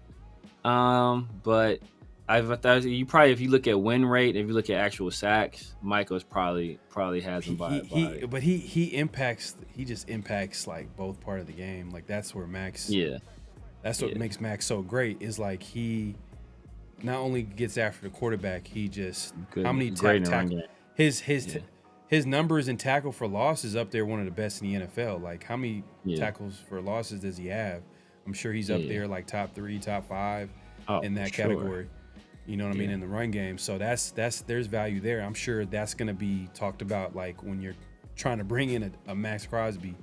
Is he's going to improve your run defense and he's going to improve your pass rush. He's going to just make you a better overall defense from that aspect. But I'm trying to think like I know a team would trade for him, but I'm like I don't want it to be so good of a team where we don't get like I don't want it to be like a second rounder. You know what I mean? Like if Dallas did it, I'd be like, oh, okay, Dallas. I know. And shout out to someone with the super chat. You know what? We got to catch up with the super chat. My guy Bosco in the building, man. Appreciate the super chat. He says, did Spytech hire Pete Carroll or did Davis and bring him in? Because we keep repeating the same stuff. Let the GM hire his coach and draft the players. Allowing coach to make final say doesn't work. Look, no. So this is the whole deal. This is how it happened. The Raiders actually had help from a firm. I think search firm, the same firm that helped Seattle find Pete Carroll. Exactly. I'm trying to remember his name. He was part of it. And then even out of Mark Davis's mouth, he said Tom Brady also led the way with finding the head coach. So they were interviewing coaches before they even finalized and hired the GM. Exactly. To be fair, they probably had a GM in mind, but to your point, I'm sure Spytek, that wasn't his choice at head coach. It just seems like if he had to make the choice by himself, I'm sure that wasn't his guy. And they were paired together. So Tom Brady, and to be fair to Tom Brady, because I was saying the other day, I'm like, my worst fear is Tom Brady not working out. That's my worst fear with the Raiders. Because if Tom Brady doesn't work out, bro, if Tom Brady doesn't work out, you might as well just make plans for the next, like, don't even think about watching football. Don't even think about watching Raider football at all, because he is the top decision maker in Las Vegas. Like, it's official. Like, as soon as he signed on a dotted line and became a minority owner, Mark Davis has tried. He's done everything in every interview when Tom Brady comes in mind. Like, yeah, that's Tom Brady. That's the plan. Tom Brady, he's going to be running that football side. And like every time there's a chance for Mark Davis to talk about Tom Brady, his name and basically unofficial president of football operations. Essentially, kind of like of a John Elway like role, kind of the same role with the guy out in Jacksonville. It was a former offensive tackle for Jacksonville. I'm trying to remember his name, but he's kind of in that president of football operations. Maybe someone in the chat, but could maybe I'm trying to remember. He was like a tackle. He's a pretty good player for the Jaguars. For Jaguars? Yeah. It's not like a name that automatically pops up. I'm trying to think of Jaguars. Yeah, Jaguars is not a team I'm familiar with. Yeah, Tony Baselli. Tony Baselli. I think it might have been Tony Baselli. He's like running the show out in Jacksonville. ECG, hit us up. Resident Jaguar fan, East Coast. Oh yeah, man. Shout out to ECG, man. I know he's loving the Jaguar season so far. They're doing their thing. Liam Cohen, man. Who would have thought? Imagine if the Raiders made an attempt to interview him. But to be fair, the way the Raiders searched for coaches, none of the offensive coaches wanted to come interview. I think they tried to interview. Obviously, the first one was Ben Johnson, to give credit to the Raiders. That was their first choice. Obviously, that went through. And then Munkin was a request, but he never came. It's funny, we never heard anything. So I guess that was like the respectful way of like, we're not going to embarrass you by saying we declined. Yeah. But, that's what Ben Johnson tried to do. Ben Johnson tried to do the same thing, bro.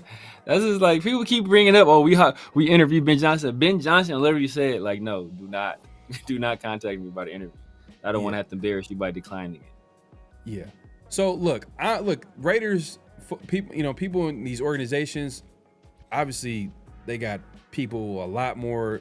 They can make dumb decisions, but there's people who make a lot more smarter decisions, or they're smarter people in football who think things through and all that good stuff.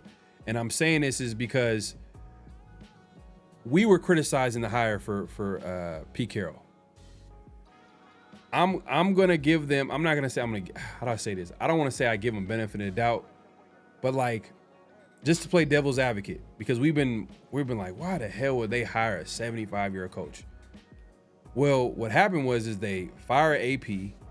Tom Brady wants his guy in the building. His guy was obviously Ben Johnson. He doesn't get him. They realize like none of these offensive coaches want to come and take this job because there's no quarterback on the team. All these coaches understand like they're going to be judged by, them having a quarterback, because that's going to help them win games. And a lot of these offensive coaches don't want to take that job, especially the top ones.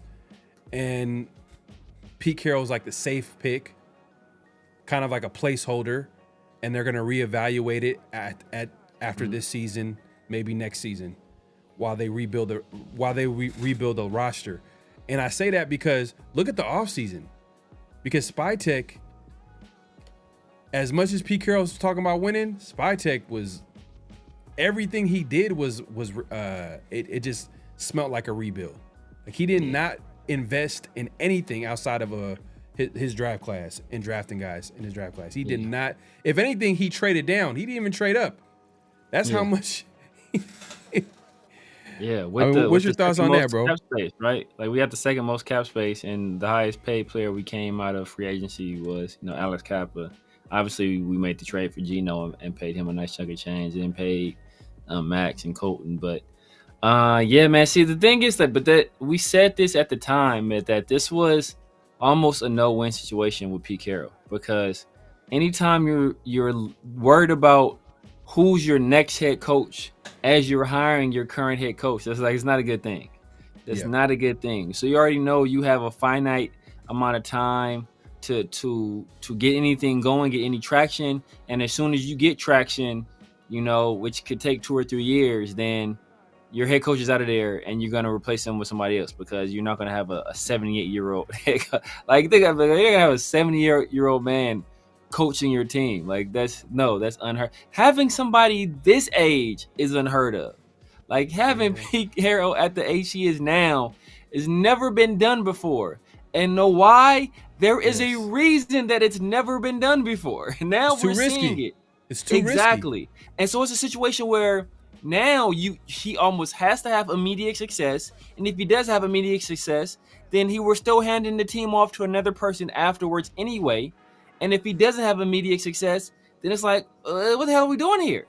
Why do we hire this old ass man? Like, you're better off just going with a young option, even if it's somebody unproven. Perfect example, right? This is not somebody that was on my radar, not somebody I was really hoping for or calling for.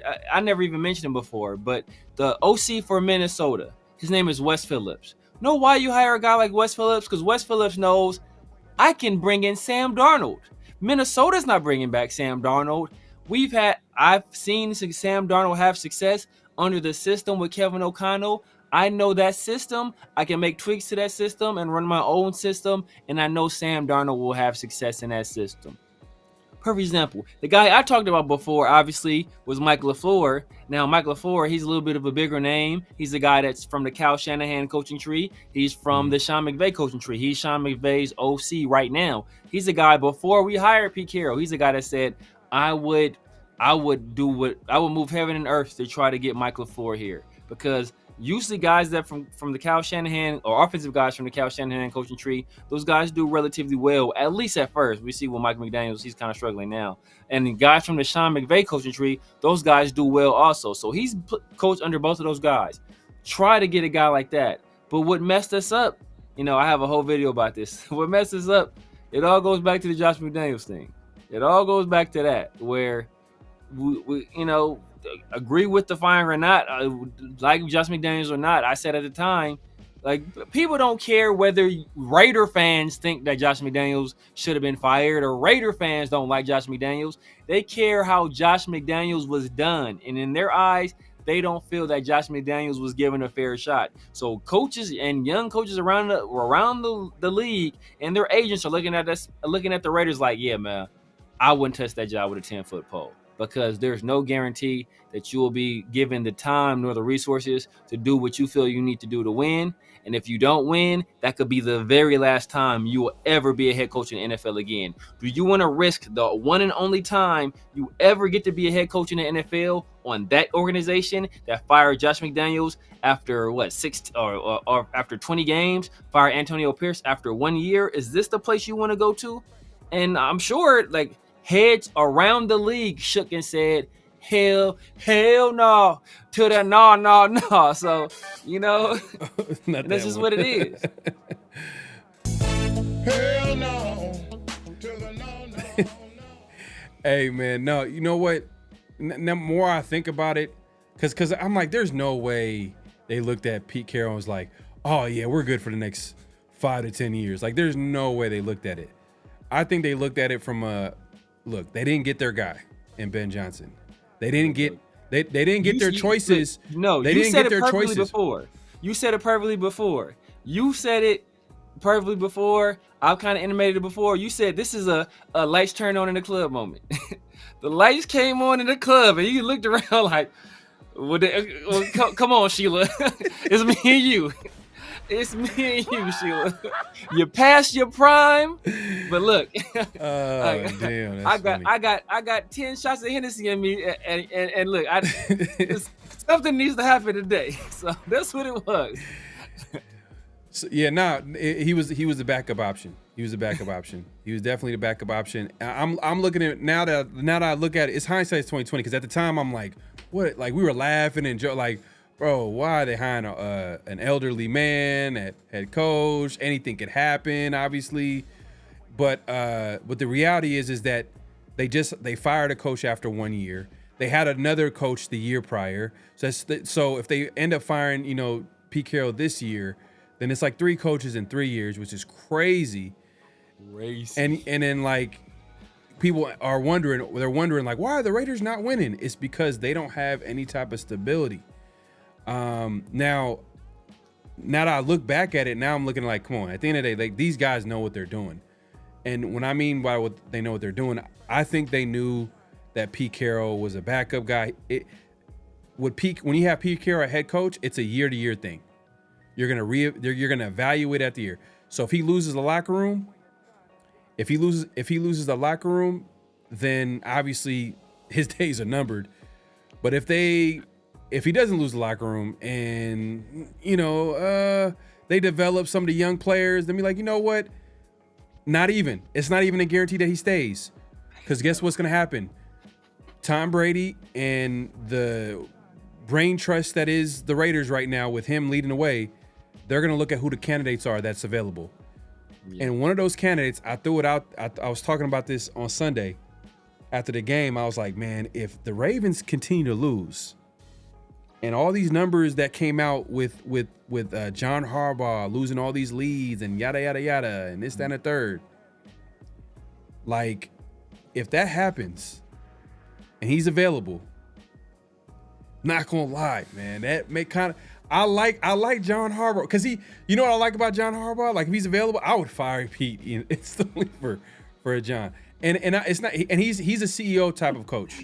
He's not an offensive mind. He's not a defensive mind. He's a former special teams coordinator that became head coach. Special teams will be on point. But yeah, special teams will be on point. But what also will be on point is that his assistants are pretty good. His assistants get hired for head coaching jobs. Yeah. Or at least I'm trying to think. Mike McDaniel, he's the head coach for Seattle. Yeah, and his assistants, Todd Monken. Obviously, the Raiders are trying to interview him, and he didn't take that interview because he was like, "Nah, I ain't doing that. That's too risky." But what I'm saying is that, like, I like a John Harbaugh because he has and this is not a Pete Carroll situation. Like, he's in his 60s. It's cool. Yeah. There's a track record of coaches being successful in their 60s. Exactly. So, yeah, real quick. You can still coach for like 10 years if you're in your 60s. Like, you ain't coaching for 10 years at 74. But 75, it was just hard. Like, I couldn't even be positive. Like, it was just hard for me to, like, 75, the oldest coach in NFL history. Like, now the jokes are coming out. Like, now we're seeing all these memes and stuff like that. But people weren't saying this before the season. People are all like trying to be like, oh no, Pete is gonna bring back. Nah, it's just. Yeah. But we'll see. It's 12 games left. I don't want to, but it's just right now it's looking ugly. But real quick, man, my guy Taj, appreciate the super chat. Let me get you. He's a Cowboys fan. He says Dak is the clear MVP so far. Dallas defense booty. You know what? Dak is playing pretty well because they like with Lamb is out. Yeah. George Pickens is serving with Dak. And I think they won last weekend, so they beat the Jets. Like that's an easy that's an easy win. But I think Jets 0-5 Jets with Justin Fields, huh? What are they at? 3-2? Who'd have thunk it? Dallas, I think they are 3-2. I think 3-2. So hey, you know what? Hey, they're not gonna. I don't see them going anywhere. Like it's not. But they might. They might not even make the playoffs though. They're in a tough division though too. Like tough divisions. The Eagles and the Commanders. Commanders. It's gonna be tough for them. It's gonna be rough. But yeah, I mean, if that continues to play like it's kind of early to. I mean, I guess he's a dark horse. I guess you could put him on that list. I heard Daniel Jones. I was like, what the hell, Daniel Jones? That's random. But I mean, do Do you have any early MVP candidates outside of Dak? Outside of that, probably Josh Allen has to be up there. They had the tie. They're 2-2-1. They had the tie. Oh yeah. The tie with Green Bay. Yeah. Green Bay. I would say to even look, Green Bay's a good team. That's a good team, and they were able to find a way. And this without did Lamb. When did Lamb go out? I think he went Lamb. He went out like. Did he go out that game? Did he go out that game? But either way, like Dallas they're finding ways to be competitive and win games, man. I thought the Raiders were at least competitive, like offensively, be a little bit more exciting. And with Chip Kelly, like we're still waiting for that. Hopefully, at some point we'll see a little bit better outing from the offense perspective for the Raiders. But yeah, salute to the man. I know Severe, you hate the Cowboys, so I mean I really don't. I'm indifferent. I don't really care. I don't even care about the Cowboys. Like I said, we talked about it before. Like the teams I hate are in the AFC West, the Patriots, and just throwing the 49ers in there too. For y'all. Yeah. For MVP candidates right now got to be Dak, Baker, Josh Allen, Jonathan Taylor. Okay. I think Jared Goff. Jared Goff got to be up there too. Okay. And then you can sprinkle in Daniel Jones if you want to throw Daniel Jones in there. But I think Jonathan Taylor is more. But it's early, bro. It's early. It's so early. Like I think by mid-season you probably have a better idea.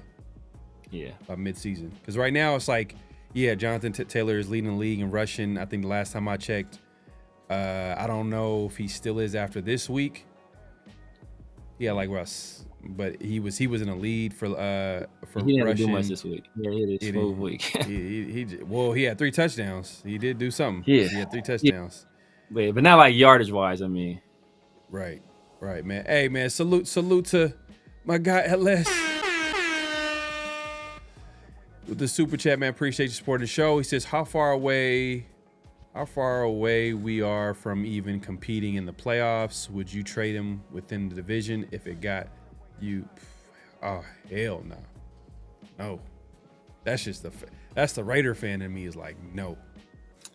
Yeah, see, that's tough. That's tough. In division, it depends on how much more significant is the deal. Like it has to if it's like the next like 5 years first round picks, I'll be like, yeah. Well, it had to go from from 2 to 4. If you go from 2 first round picks to 4, I'm doing that deal. I'm doing that deal, bro. I just drafted left. I drafted right tackle. It's like, bro, hey, I'm drafting the best right tackle. Hey, I'm gonna let Joe Alt Jr. deal with you, bro. Like he handled you already. So that's the situation. Facts. But nah. It's just like extra bit pieces. Like, but if I'm trading him in division, they gotta take Tyree Wilson with him. Like, cause the package deal, bro. You gotta take Tyree Wilson too. Bro, he's a bust. Like he is, man. Like he not even playing a lot. Like it doesn't seem like it.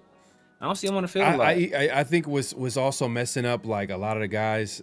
But to be honest with you, they're not getting after the quarterback. They're trying a lot of different combinations and rotations and getting guys in there. I know like the rookies played this weekend for the first time. I think, well, not for the first time, but they're getting more snaps.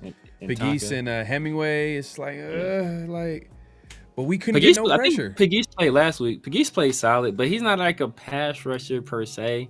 Hemingway kind of is, but yeah, like we really haven't seen him produce anything yet. So, and those are like what 5th and 6th round picks, something like that. So it's like kind of asking a lot for those guys.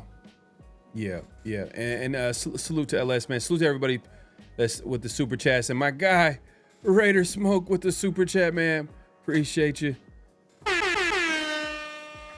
He says, can we simulate the rest of the season like Madden? Bro, if only. That's hella funny because that's something you do when like everybody's out for the season. You'd be like, all right, you know what? I ain't trying to play with this team no more. Bro, when I was playing, I ain't played Madden. Whew, man, I played like 9-10 years, to be honest with you. But like that's what I would always. Anytime I would play the first, I'd always choose the Raiders. Raiders are always trash, so I always just simulate the. I was always simulate the first season, get a high first round pick, and move the team to LA. So that was the first thing I did. I simulate the first season. Piss off the fans, charging hella much for PSLs. Nah, and then get a high. Oh, so you would get into that. You would actually get into like the business. And Oh yeah, to, I'll do that. I'll do that. I'll do that. Hell yeah, I do all that stuff. Oh man, you diabolical, man. You just you over here. You got evil thoughts, acting. bro. Then we would win. We would go to the Super Bowl. Everybody be happy. Like, yeah, shut your asses up. Right. Rosetown, man, appreciate you pulling up. He says Pete about to hit that retirement home right away after dealing with this team. Yeah, man. It's just. Yeah, man. It's funny though. Everybody got the jokes now, but a lot of y'all was like, "Oh man, you haters. What are you talking about? Pete's won. You know he's won." But you know what no one talk about though is that Pete was the reason for Legion of Boom, but he was the reason why they ended too. No one talks about how, like, he literally lost the team. Favoritism. Mm-hmm. What are we hearing about? Favoritism with Russell Wilson. And that Super Bowl play, that's literally out of a lot of a few players' mouth. Like that ended the dynasty. That play was like, yeah, you know, how could you look at Pete the same way? But that's a whole different conversation. But Pete, we'll see, man. It's 12 games left. We'll see what it looks like. To see if he's able to get the young guys in there. But he is acknowledging that, like, oh, it's taking longer than expected. Bro, he was saying at the beginning of training camp, or at some point in training camp, is all like, oh, I've won 10 games. Like, oh, that's my expectation. We're gonna win at least 10 games this season. I'm like, damn, like that overly cocky stuff, bro. Like, it don't work with the Raiders, man. Right now, we need to figure out a way just to get to. It works when you've been consistent. When you haven't been consistent and you try to be cocky, it don't work, bro. Like, you gotta understand what you're dealing with. And that's like, you gotta deal with a fan base that hasn't won in a long time, and they're ready to like destroy you for any mistake that you, like, they're ready to, like, imagine this same fan base was talking about Pete Carroll, like he was like, oh, he's a savior. Like, oh man, like we finally have a head coach. Look, we all these head coaches in the AFC West, and we got our guy and Pete Carroll and yada yada yada. This, that, and the third. Fast forward, now everybody's roasting him, talking about his age, senior citizen. He was the second best coach in the division to some people. He was right. He was right there with Andy Reid, and to a lot of people preseason, you couldn't tell Pete nothing about nothing. You couldn't even criticize the Raiders. Oh, Pete's won a Super Bowl. How many Super Bowl rings you have? Right. Well, I don't got none, but like I know what I'm saying. But hey, you know what? Like, sometimes you gotta go through it to understand. Sometimes you gotta go through it to understand. Like, no person is infallible. Everybody makes mistakes, and Father Time is undefeated. Yeah, Father Time is undefeated, man. But let's appreciate everybody pulling up, man. Make sure to clock in, hit that like button, hit that subscribe, and hit that notification bell. We're going live on both our channels, so make sure if you are on Severe's channel, head over to my channel, just hit the like button. Obviously, if you haven't subscribed, hit the subscribe button. And anybody that's on my channel, if you ain't subscribed to Severe, man, what are you doing? Go over there and subscribe, hit the like button, hit the notification bell, all that good stuff. We appreciate everybody pulling up. The show must go on, man. It's that time. It's flag on the play. Personal foul, 69, offense. He was giving them the business. So what we got, Severe, man, there's a lot of things that we can go. There's some serious topics that we can get into. Yes. And then there's obviously the football topics. We'll try to keep it with football, even though the serious topics could be football too. Like, yeah. That's a whole different show in itself. I really want to talk about it, but then it's just at the same time, it's like, we'll be here till 3 a.m. Right? Oh man, going in on a lot of different stuff. But let's talk about the head coach for Arizona Cardinals. What happened, man? Yeah. Obviously, you can look at the entire Cardinals situation. That was the meltdown of all meltdowns. Obviously, I picked the Cardinals to win. I think we all picked the Cardinals to win that game.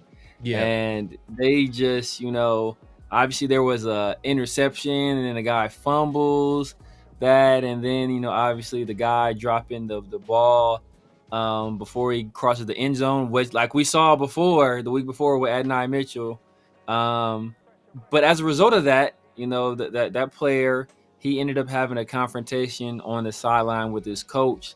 And I just think how the coach handled that, Coach Gannon, it was definitely flag on the play worthy. So give me a second so I can pull this up here. If you guys haven't already, make sure to clock in, hit that like button, hit that subscribe, and hit the notification bell. You said, yeah, I'm here in Indy. Kurt, a culture builder for sure. What you talking about?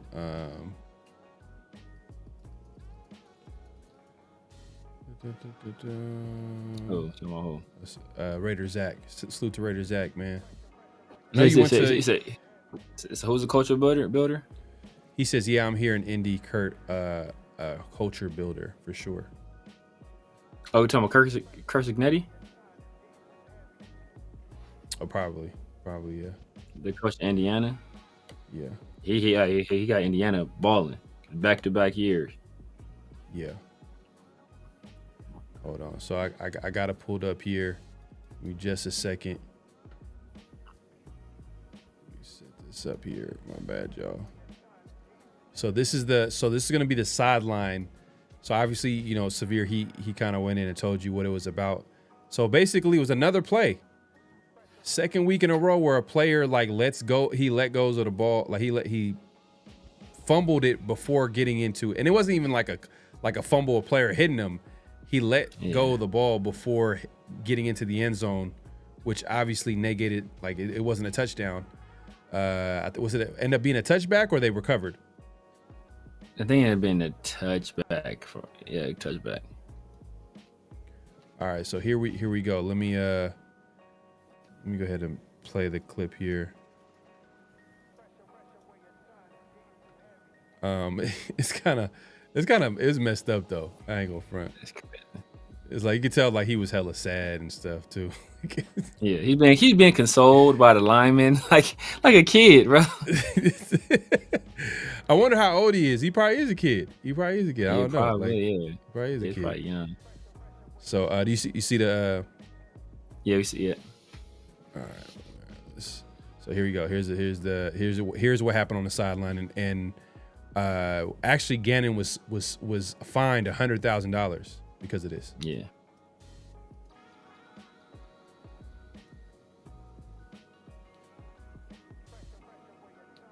So he's all up in his face, and he hits him too. Did he twice, slap him in the chest? Yeah. He hits him twice. You can see his body jar back that time. He socks him right there, and he hits him again. Like, yeah, man. And I tweeted out, bro. I just tweeted out a picture of Latrell Sprewell, let you know what type of time I'm on, bro. I wonder how players feel about this, man, because would they feel like, hey, bro, like, don't ever put your hands on, like, yeah. But sometimes people pick and choose. They're not gonna do it to certain people because they know they get their ass whooped. Like he ain't doing that to Marvin Harrison Jr. All right. Yeah. You feel me? He ain't doing that to Marvin Harrison Jr. He's not doing it to Marvin Harrison Jr. because his Marvin Harrison Sr. will probably pull up and got some for sure. Oh yeah, man. We already know how Marvin Harrison Sr. is now, bro. I didn't find that out till after the NFL was over. Man, I was like, dang, crazy. Marvin, you've been hiding this whole time. Dang, you've been a model citizen your whole career, bro. Because this hella off topic, but yeah, flag on a play on Jonathan Gannon. Like I said, he was fined $100,000. This is the first time it's happened where a coach got fined since Bruce Arians did it back. I think they said it was 2015 or it's been some years. I guess Bruce Arians he tapped a player's helmet or slapped his helmet or whatever way back then. Hey, look, coach, I would have gave him love taps right back, right to his jaw and to his nose. It would have been love tap central, bro. You give me some love taps, I'm gonna give him like, bro. Look, I'm a grown ass man. I'm not tolerating no other grown ass man putting their hands on me in no other kind of way. Unless you, my physician, checking my knee. Like, you don't touch me, brother. Like, that's just what it is. You want to make me do up downs? You want to make me run laps, do crab walks, do bear crawls? Cool. You want to sit me down for the rest of the game, bench me, cut me? Cool. You put your hands on me, bro, I'm going to beat you like you stole something. I'm going to beat you. I'm going to make sure you never make that mistake again. You would never in your life think like, know what? I should put my hands on Severe. No, that'll be the last time you ever do it. The last time you ever think, you will, before you whip your own damn kids, you be like, damn, where's Severe at? Like, is he watching me right now? Like, I don't play that, bro. I'm a grown man. I get paid to play a game.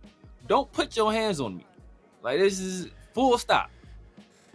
Yeah, man, he crossed the line, and it's funny because we were talking about Marvin Harrison and how crazy he is, and I was thinking about like the other day I seen, I guess, Tom Brady and Peyton Manning and a couple other dudes that I didn't even recognize, but they got this little show or podcast on X where they're ranking players. And this week or last week they ranked wide receivers. And it was hella funny, like when the way they do it is everybody ranks their top 5, and then once they rank their top 5, then they make another top 5 to like basically, all right, we got to agree on who should be in that top 5. And it was a combination of tight ends and wide receivers, which is kind of weird, like, but they just they combined both. Like, it was a weird way of doing it, but they just combined both tight ends and wide receivers. And Peyton Manning was like, yeah, Marvin Harrison is top 5 all time. Top 5 all time. But then part of me thinks, like, if he didn't say Marvin Harrison. Oh, bro. Marvin Harrison. He would have pulled up. He would have pulled up at some team gathering. He would have checked his phone, seen Marvin Harrison on his Ring camera. Like, goddamn. But the more I think about it, like, I don't know, my top 5 is pretty clear cut, but it's a sign of like the era that I grew up in. Yeah. But it's obviously it's Randy Moss, T.O., Jerry Rice, Calvin Johnson, Larry Fitzgerald. I think that's fair. Those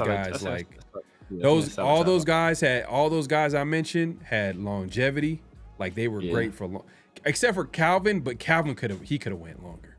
Oh, he could have went, yeah, for sure. Like, it's Calvin is like the Barry Sanders of wide receivers. Like, the talent was so great. Ironically, yeah, ironically, same team, same length of career, 10 years. He could have probably kept going, like paid probably extra 4 or 5 years, you know what I mean, if he wanted to. Guys like, Jerry Rice, his longevity is what made him like an all-time. Crazy. He had no weaknesses, but it was just like, damn, like, you play, like, when he got to the Raiders, he was clear number 1 receiver. Like, I was like, damn, like, the second year he was clear number 1. First year, I think Tim Brown had more catches and more yards, I believe, the first year. Yeah, did he? I know for sure more yards, but I'm pretty sure. I know they both had 1,000 yards. Both had 1,000. I think they both had 1,000 both the years, I want to say. I think Jerry Porter had 1,000 one of those years too. He got close. He got close. The second year, Tim Brown had like 900 something. Oh, okay. But the first year, probably you're right. Tim Brown had like probably 1,000 yards or whatever, over 1,000 yards.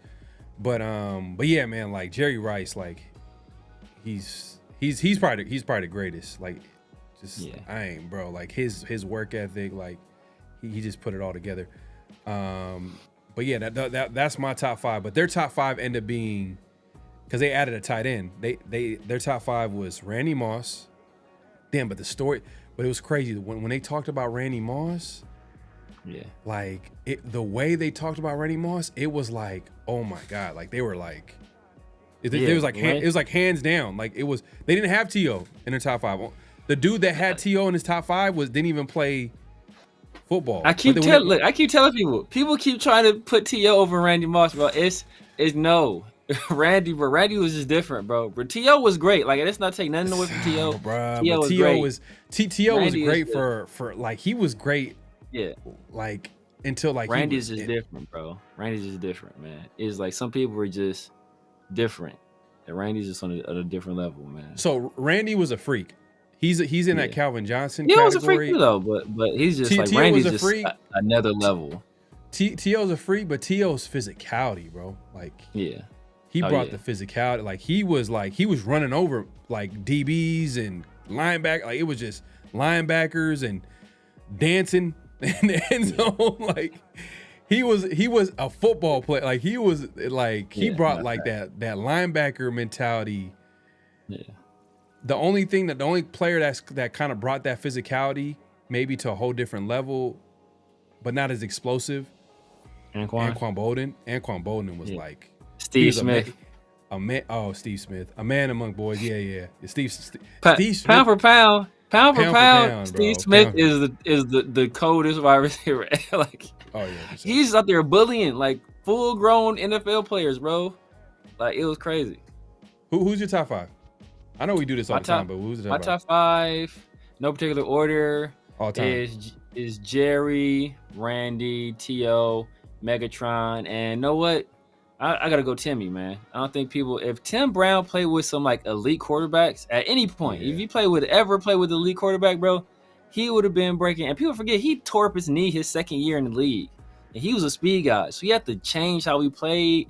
And he played with a whole bunch of bums at quarterback. And he played, come on, we played for the Raiders, bro. Like, if he played for, like, a real team, bro, oh, my God. The stuff he would have did, man, it would have been crazy. Yeah.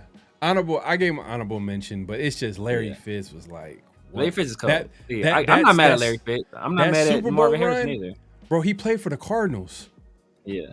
That's the joke. Yeah, he had Kurt Warner, though. But he was the best player on that team. He was the reason why, like, that run to that Super Bowl run, people forget. Like if they won they almost did. They almost won that game. And that was actually a great Super Bowl too. Underrated Super Bowl. That Cardinals and that's Bruce Arians, wasn't it? That was Bruce Arians was the coach, wasn't he? Wasn't he the coach? Yeah. Was the Cardinals and Steelers? Steelers, yeah. James Harrison had that 99-yard interception. And then like Larry Fitz had that long touchdown catch as well. But that playoff run, no, he dominated that playoff run. Like he was getting off like every game. Like I got to look at the numbers, but that playoff run that Larry Fitz is up there with like one of the all-time greats or whatever. But anyways, like Larry Fitz, his career longevity. Didn't they have Anquan at that time? Did they have Anquan at that time? Yeah, I think they might have had Anquan. But Larry Fitz was. Larry Fisher was dominating. He was the clear number one. He was the clear number one. It was like not even. It was not even that's crazy. The Raiders could have drafted him. The Raiders could have drafted Calvin Johnson. Yeah. Like the Calvin Johnson one, that one hurt. Like that one hurts the most. Oh, that bro. Even on draft night, you see, he got the silver and black tie on. Even Larry Fitz though. Larry Fitz hurt me, but then I was like, okay, y'all like Robert speed. Gallery. Yeah. But then the whole point was like, oh, he's not a speedy guy. Even though, like, come on, Larry Fitz is just clear. Like, he's a great receiver. They're going to draft Roy Williams. They wasn't going to even draft Larry Fitz here. They're going to draft Roy Williams, who went to Detroit. But Calvin Johnson hurt so much because I'm like, oh, he's the Al Davis of receivers. He's a freak of nature. Bro. And he didn't. That one's hurt, bro. That hurt. And then when he started just killing, we played them week 1 too, right? Didn't we play week 1 that year? And we lost, obviously. Yeah. Did we? We played them week 1 that year. Yeah, we lost. Detroit? Yeah, we played them week 1 that year. Yeah. Don't want to say he had a touchdoad against us, but that's not the game. Then we played him again later with the Rolando McClain thing. That was disgusting. Oh man, I remember that game that he had. He had like over what? He had like over 200, 300 yards receiving. He had like 100-something yards. But I just remember the play that got me so mad. I was like, why is Rolando McClain guarding? There should be no way. Like, I don't care if it's there's no way that Rolando McClain is the nearest defender to Calvin Johnson. Like, that should never be a matchup. That was like a long touchdown play, and then we ended up missing the play. I think we missed the playoffs because we lost that game. Yeah, we had Lane. But Lane Kiffin was our coach, so we wasn't gonna make the playoffs, don't we? No. This was the Hugh Jackson. Oh, no, it's Hugh Jackson. It's Hugh Jackson. I'm thinking about that first year. Yeah, that's years later. I'm talking about like the one where he had like 300 yards receiving, like, or 200 something yards. It was crazy, like the numbers he put that game. It was wild, man. But man, we went off on a tangent, but I just seen that the other day. Like them, I thought it was interesting. Like they were ranking the way they were ranking the receivers. But who they have? Who they have in there? They had Randy Moss. They had Gronk. They Brady convinced because at first because the thing was like because basic Peyton was like I can't let you have like Patriot players and no Colt players. Like he's like Marvin Harrison. He's like is one of the best. Like so you can't talk about me. He was like you can't talk about me. He's like you can't talk about me without talking about Marvin Harrison. Like he was like. And then like Brady was just like, oh, you know, his attention to detail. Like you could tell he was trying to be diplomatic or whatever, but you could tell like he didn't give a fuck about no. It's like I don't want Marvin Harrison up here. But no, Marvin is like he's in my top 10. He's in my top 10. Yeah, he's top 10 for sure. He's top 10. But if you go top 10, you probably throw Antonio Brown in there too. Top 10. They didn't have T.O. Come on, bro. But you know what the reason was putting Gronk in the top 10 or top 5. Was because he said that like he said, hey, do you think Revis, right? You think Revis is the best DB you've ever seen or played against? And he was like, yeah, like Revis is like arguably the best DB that they've ever seen or played against, right? And like no one could like you'll probably take Revis over whoever he's guarding. Yeah. Well, I was able to see Gronk go against Revis, and he couldn't guard him, and that's because of his size and length, and he just couldn't stay with him, and no one. So basically, no one could guard Gronk. Like no one could guard him 1-on-1. Yeah, but styles make fights. So it's like a situation. Yeah, like, Revis too small. Yeah. You put somebody bigger on them, you know, they're gonna have a little bit more trouble. But if like a corner can't guard a tight end, yeah, like a premier corner, it's like yeah, it is kind of. Look, sometimes it's a size matchup though. At that point, sometimes it's a size matchup. Yeah, because like he can just box him out. He can box him out. Just go with him. So it's like Yeah. So they had what was it? They had Moss. They had Gronk. They had Jerry Rice. And Marvin Harrison. And Marvin Harrison. Marvin Harrison when that was for Peyton Manning. Like he felt disrespect. Gronk and Marvin Harrison in there is kind of disgusting. It's disgusting. Yeah, like there's no way Calvin Johnson. Yeah. Larry Fitz. Come on, bro. Like that's T.O. That's disrespectful. T.O. was a great player, bro. A great receiver. He was like dominating. Like he was dominating. Like he had game. Man, I don't know, man. And I'm not even. I just seen it every game. I used to watch Niner games like all the time and just talk shit like, oh man, y'all have T.O., but you know Jeff Garcia is disgusting, like a terrible quarterback, but he used to get off, bro. T.O. used to get off, man. And then you know the Eagles, McNabb, that version, and Romo and T.O. Like everywhere he went, he dominated. But it is what it is. We went on a tangent. Let's get to notable quotables. Notable quotables. So obviously, you know, the Raiders, they got curb stomped. You know, it was BTA situation in Indianapolis. And, you know, we were down big. Geno Smith was struggling.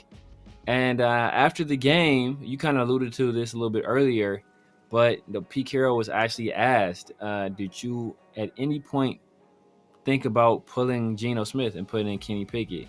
And he gave an interesting reason as to why he did not do it. Yeah, I was thinking that, you know, if there was a reason to do that, but here's the reason why I didn't do that. We need to stay out there and keep practicing. We need to keep practicing. We need the reps. We need the turns. We need to run the system. We need to feel it. We need to see the guys get their opportunities to improve. It's not like a big change. I thought about it, you know, because there was a chance to do that. It's the same thing about with Max. I was going to get Max out of there, and you know, I'm fighting with him. He wants to play, but that's normal. But that's not what's necessary. We need to get better and get right. So these are the games that we're working on, and these are the games we have to learn from and grow from, so that we can change the course of the way things are going. And there's nobody in there that doesn't feel like that. And so, you know, we're going to go right back at it again. So I was about to. Oh my God. So he said something very important. He said something very important. Listen, we talking about practice. Not a game. We talking about practice. Not a game. Man, that's for any old school Hoop fans, man. That's classic soundbite from AI. But yeah, man, like he was just talking out his ass right there. That's just Pete trying to figure out a way to like dance his way out of the situation.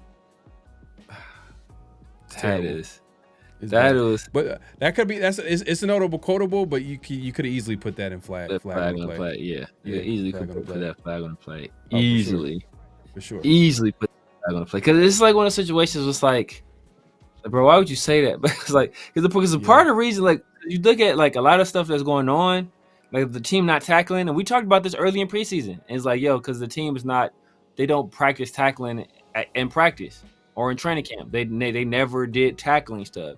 And they're like, oh yeah, this is what preseason is for. It's like, and they like, so like a lot of stuff that should have been addressed in actual practice, like they didn't address in practice. And then we thought they're going to use that for preseason. But now we're using regular season games to practice stuff that should have been practiced before preseason. It's like, yo, bro, that was a senior moment. I just felt that just seemed like a senior moment. Oh, by the way, this is off topic, but it is on topic for Raider fans trying to look at quarterbacks this weekend. There's some good games going on. I think there's Dante Moore. I think plays against Michigan this weekend. That's always gonna be a good game. That's a good game to watch to see. A top quarterback prospect play against a good competition, a big school in Michigan. He's from Detroit too. Yeah, so that's a good game, and I think USC might have does he play against Indiana this week? So Mendoza, he might be playing against another. So those are two games. Like, hey, for Raider fans looking at quarterbacks, want to see who's good this year, who's coming out.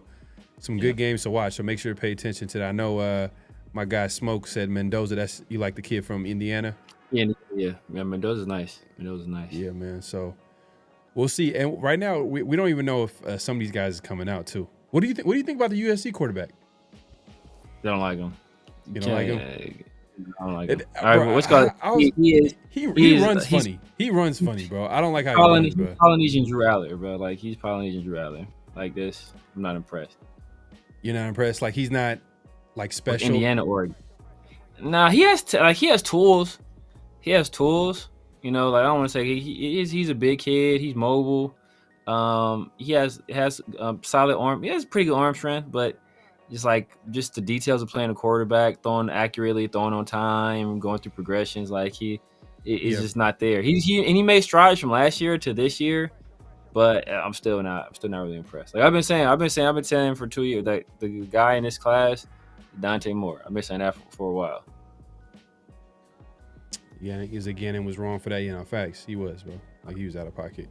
I wonder if that type of stuff can that mess with the locker room, like how the locker room looks at you is like, hey, but possibly. He's a first year coach too, right? Nah, second year coach. Nah, he's actually been there for 3 years. Been there 3 years? Okay, I thought this was his second year. Okay. Yeah, it could be 2 years, but he's been there for a little bit. But yeah, but that being said, that's gonna be interesting because but he felt so comfortable to do it, meaning that he's probably that type of coach where he's probably been comfortable doing it. But yeah, like I said, people. But what I'm saying is though people pick and choose because we've seen John Gruden, but John Gruden is just hella loud. He don't be. I don't think I've ever seen him. Nah, I ain't seen him ever there hit nobody. John Jones 5'3", right? He ain't about to put his hand on nobody. Nah, I know. Yeah, nobody. Hey, another news: Darren Waller. I don't know if you've seen. He's getting off.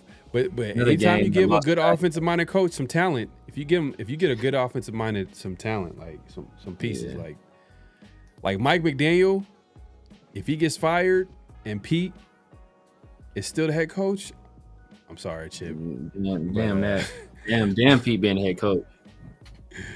Sorry, but Chip's gonna have to step aside, man. Just act like this year didn't happen. He went on vacation, getting paid. But Mike McDaniel, he as an offensive coordinator, I feel like he'd be perfect. Yeah, I think so too. But not under Pete Carroll though. I'm not letting under Pete Carroll, bro. Under John Pete Harbaugh. Carroll, Under Carroll John gonna be Harbaugh? digging his head in there like, hey, Mike, what you doing with the game? Oh, look at the game plan. I don't know about. We sure we want to play that guy? I was talking like, nah, bro. Pete, take your old ass down the hall, bro. Yeah. Love taps. That's what that was. Yeah, coach, man, you. I'm saying it's gonna be some cold, love taps, man. bro. For sure. Man, people got a lot to say about the. I'm trying to catch up, man. If you haven't already, make sure to clock in, hit that like button, hit that subscribe, and hit that notification bell. We about to get to what's real, what's not, and so we just say a statement. Y'all just react to it. Let us know if it's real or it's not. Obviously, we're gonna do the same. Johnny, yeah, I feel you, bro. Like Marvin Harrison, he's in my top 10. Yeah, but we talking about top 5 all time. I can't. It's gonna be. It's like I'm gonna take the bigger receivers. I'm gonna take the more explosive guys. Like, you know, Marvin was like, he had hands. And he was a great route runner. Speed. I don't think he was like the fastest. Nah, he wasn't the fastest. He wasn't slow. He wasn't slow. Yeah. He wasn't slow, but Marvin was that guy to be best receiver in 2000s. Nah, you're tripping. No, that's bro. I don't know about that one. That's come on, man. Randy Moss. Nah, Randy Moss. T.O. Like Randy Moss, T.O. Like that was like that. They were going back and forth. It was like 1 week T.O. would have a great, and then just Moss would be doing something crazy with Culpepper. It was just like back and forth.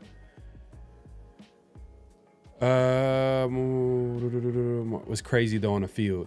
Like everybody, okay. People talking about Marvin Harrison. Okay, yeah, man. Look, he's in my top 10. I didn't know he was crazy on the field. I always thought, like, imagine him being a quiet, like, dude. No, I think he meant like just he was a great player. Oh, great player. Okay. Yeah, I think that's what he meant. Like Julio Jones. In terms of talent, Julio Jones is crazy. I forget who was saying it. I think Larry Fitz was saying it. Larry Fitz was talking to somebody. He's like, man, you see Julio Jones? He's like, that dude has no weaknesses in his game. But he just always hurt. He had his own route. Yeah. Julio Jones had his own that route that was it like not a comeback route, but it's like a crazy route like that, like the Julio Jones, like it's uncoverable, like where I'm trying to think of the but he had his own route, but it was crazy. But Julio Jones, now my top. He's not in the top 5, for sure. Top 5, no. Like just talent, maybe. But I don't know. I feel like his prime was kind of short too, low key. Short. He was hurt all the time too. Yeah, it felt short. Yeah, Julio Jones, he single-handedly beat the undefeated Carolina Panthers that year. Just look at the stats. We can look at the stats. I'm not saying that Marvin Harrison, Johnny. I think he's talking about Marvin, right? Yeah. We can look at the stats, but a lot the guys that we mentioned, like their stats is up there too. Yeah. As well as like Tim Brown. I feel you, man. Tim Brown was my honorable mention. I ain't trying to disrespect Tim Brown, but it's just it gets close when you talk about the top 5, bro. Tim Brown had a quarterback. That's the thing. I just imagine if Tim Brown had a quarterback, just solid quarterback play. No, he was for sure. He was his best receiver. He's an all-time great receiver. He's a Hall of Famer. He's in the Hall of Fame, right? I think he made the Hall of Fame. He had to. If Marvin Harrison didn't make the Hall of Fame, he better make it like within the next year or so. I mean, the next class, because he's one of the best receivers, obviously of the generation. But he's top 10, not top 5. LS. All right, LS giving me E. All right, let me see his top 5. Jerry Rice, Randy Moss, Terrell Owens, Calvin Johnson. Chad. I can't do it. Chad's cold though. I can see why, but nah. He was louder than how good. Like he was more entertaining then like if you compare him to like the all-time greats, he was, and I ain't gonna lie, Revis, he kind of like, he made Chad Johnson a little bit like drop down for me a little bit, because when Revis shut him down. Yeah. He shut him down like multiple times. I don't know if, but I know for sure that one game he got him for sure though. Oh man, it was kind of like he had like Revis Island was a real thing, bro. He's an all-time great corner. But yeah, Chad, great route runner. He wasn't hella fast. He was fast. He was quick as hell, and he was quick. He probably got the best feet of any wide receiver ever. He was quick though. He was like the way he was in and out of his breaks. Like he probably got the best feet of any wide receiver ever. Like just his feet, he was cold. His route running was insane. Well, when I think of Chad, bro, I just remember his celebrations, bro. Like his celebrations used to be hella funny. Him, T.O. was the same way too. Like T.O. was like a show. She was a showman too, but Chad used to be funny like that. Ocho, nastiest footwork you'll ever see. Yeah, I'm telling you, his footwork is crazy, bro. Yeah, but I can't. But is he in your top 10? Top 10. I can't, bro. He may be just outside my top 10. He may be just outside my top 10. I'm trying to think, because think about guys like Torrey Holt. Is like you got to start thinking about guys like that. Think guys like Andre Reed, Chris Carter. Chad's not better than Tim Brown. He's not better than Tim Brown. Yeah, I wouldn't put me personally. I'll put Tim Brown. Tim Brown has his longevity. Like he had the over 1,000 yards for a long period of time. Chad Johnson, his prime was kind of short. And then you think about when Tim Brown retired, he was like second in just about all those receiving categories, second only to Jerry Rice, and he did it with like Rick Meyer and Jeff Hostetler and Jeff George like that. Like he didn't have Joe Montana and Steve Young, bro. He had some of the worst quarterbacks in the history of the NFL. Rick Meyer, did he have Rick Meyer? Just was like one season, like that. Like he had one season, but it was like Slater, not Slater, like 90s quarterback, bro. The most, he didn't have really good. He had Jeff George. He had Jeff Hostetler. Come on, Jeff Hostetler. Jeff Hostetler, yeah, and then he had I think that was like Jeff George, Hostetler, and Rich Gannon was probably his best QB, and that came like late in his career, too. And like that's like literally most of his numbers came like before, he got with Rich Gannon. So that's kind of like that should tell you everything you need to know about how great a receiver he was. Like, he was still kind of like Brock. Brock, you know how we were impressed by Brock kind of just still being productive and not having like the best quarterback play. Same thing with Tim Brown. So that's a good point for Tim Brown. But Chad, he had Palmer. He had John Kitna though. He had a John. He was killing John Kitna.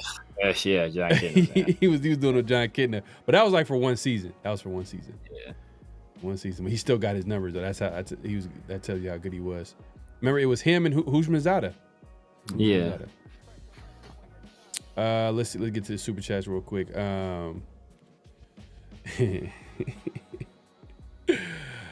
Hey, real quick, man. Hey, salute to Coach, man. Appreciate the super chat.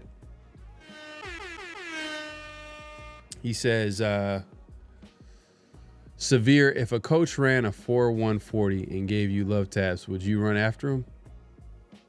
Nah, I ain't gonna waste my time. I'm still catch him slipping, bro. Like, it's like, I'm gonna chase you. I'd rather run after you, bro. I'm gonna catch you slipping. And I'm gonna beat the dog. That's a funny question. I'm gonna catch you slipping, bro. I'm not about to waste my time trying to chase you. I'm just gonna catch you slipping. You're gonna be in a coaches meeting. You're gonna be doing something. You're gonna be putting together a game plan. I'm gonna catch you on the whiteboard and just all you go. And I'm just gonna walk out, bro. I know I'm off the team at that point. They'll be worth it. Raider Smoke says, weak ass Tim Brown, not even my top 100, man. Hey, all I'm gonna say, Smoke, man, I understand. That's funny, man. If you know, you know, man. That's one of them insides, man. But Raider Smoke, that's Raider Smoke's favorite players, Tim Brown. If y'all didn't know. Hey, it's a good point. Tim Brown is what Mike Evans is. Mike Evans, well, but Mike Evans had some quarterbacks though. He's had some quarterbacks. Yeah, true. I ain't lie. You know what? Baker Mayfield. Tom Brady. Mike Evans had Tom Brady.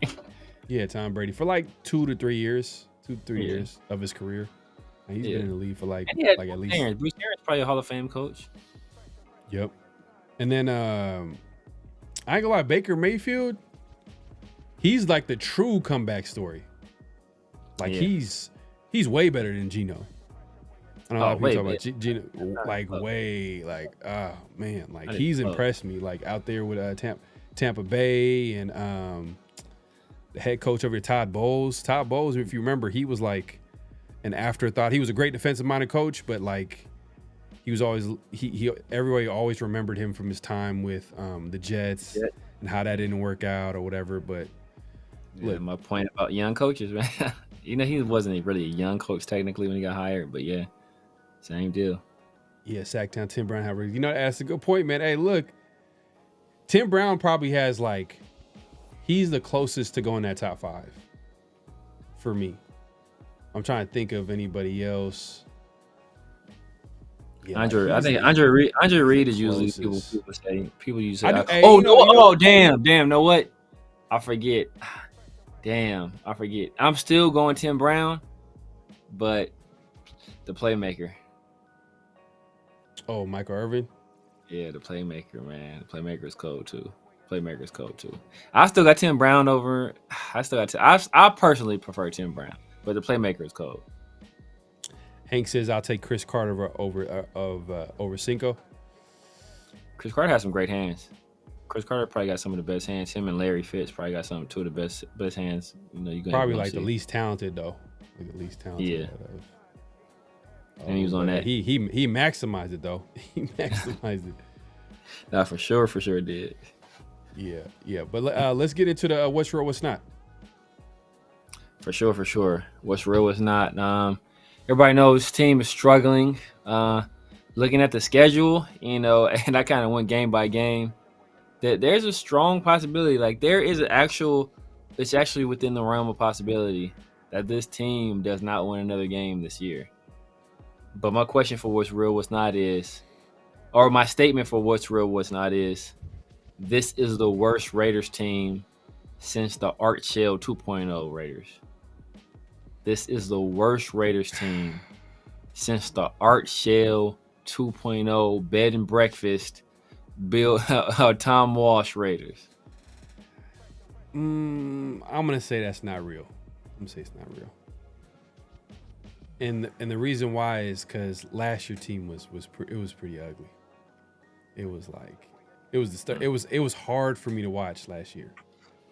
And it, you know, last year it was hard for me to watch. That it reminded me how hard it was to watch the Art Shell Raiders, that the Andrew Walter, like literally no hope. Like I don't know who. Like Nnamdi was our best player. Nnamdi and a few guys on defense, and offensively it was just like it was hard to watch some of those teams. Yeah, man, Andrew Walter was disgusting. Yeah. He was disgusting, and I hated Kerry Collins too. Kerry Collins used to get me so mad, bro. Like the dumbest interception, the dumbest turnovers. Like, and it was funny because my boy, he's a Titans fan, and Kerry Collins was also a Titans quarterback. Yeah. And I remember I was dying laughing watching a Titans game. This is like near the end of Kerry Collins' career, and it was a moment of time where like he was getting sacked because, you know, Kerry Collins is not the most mobile quarterback. None at all. But I will say though, he had one of the cleanest releases though. His release. Yeah. Like his release was like, I got a cannon. It was a clean release, like, but it was slow. It was a long release, and like I felt like every time like there was pressure, like he was always gonna get fumbled. But anyways, it was a play where he literally had the ball in his hands, the guy was about to sack him, and he threw the ball on the ground, but the way it came out, it was a fumble. Oh man, it was just. I gotta find it, bro, because the way I'm not doing any justice trying to describe it to y'all, but it was like, damn, like I already had my view of the Kerry Collins is like, man, a walking turnover, but it was just one of them like Shaq in the fool type plays, like just hella goofy, whatever. But yeah, I don't think this is gonna. I don't think that's real. I feel like this team. They just need to get Geno under control. They just need average QB play. Just average. Just do your job. Don't turn the ball over. And that easily could be Kenny Pickett. If we're being real. Kenny Pickett could come in the game, but then, Kenny Pickett with his like baby hands. Yeah. With this offensive line is not a Exactly, be fumbling and bumbling all over the place, bro. Oh, that's not a good combination. So hopefully Geno can just, you know what, just hand the ball off, and hopefully his coaching staff just realize, like, just hand the ball off, get Genty involved, give Mostert some carries. He looked good when he got into the game a couple weeks ago against the Bears. So get him going, get some of the other guys going, like Lobby, get him in the game, like. Even like, man, like I know you said like, man, it's kind of weird that we drafted a guy that has experience playing fullback, but Chip Kelly doesn't use a fullback. That's kind of like, tell him Big East. Sucks. Big East, like that'd have been nice. Yeah, nice he hasn't run behind the fullback though. Like, even in college, he didn't run behind the fullback. So I think it'd be. You don't think he'll be able to like use that to his advantage? I feel like that would help, right? You don't think it'll help? Like having another blocker in front of you? Having another blocker? I don't think so. Because Genty's also, sometimes his vision is hit or miss. It's been getting better lately, but you don't want him because then he has to read off of the fullback. So that's like an extra layer of reading he has to do. So like if you're just running straight power, then maybe. But even then, it's like I'd rather not. I think his vision is going to be fine. I think a lot of it, maybe you could speak to this.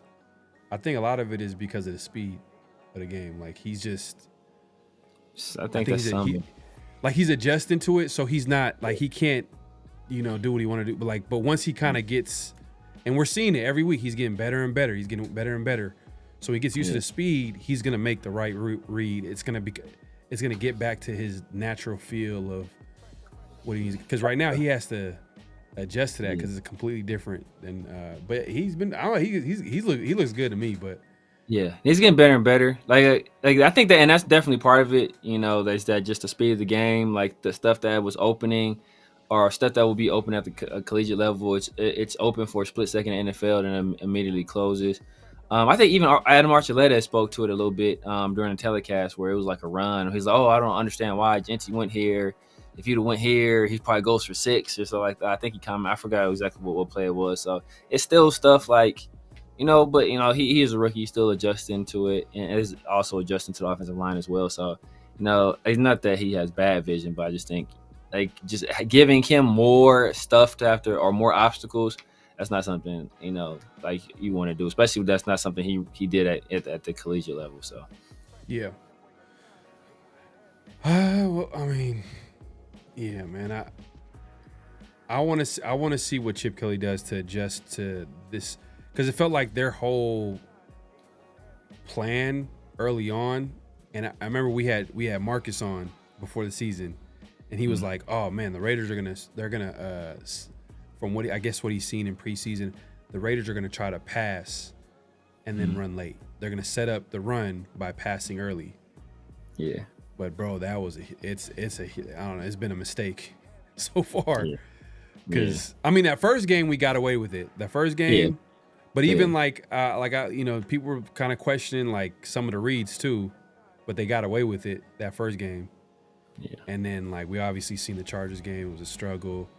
Yeah. The Commanders game, that was a blowout. Like it wasn't even close, and he almost threw a pick in that game as well.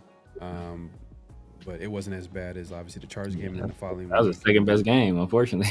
It wasn't great. It wasn't great in that. But numbers wise, yeah. Now, I mean, just period. I think it's the second best game. Still, that's as bad as been in other games. The Chargers game was trash.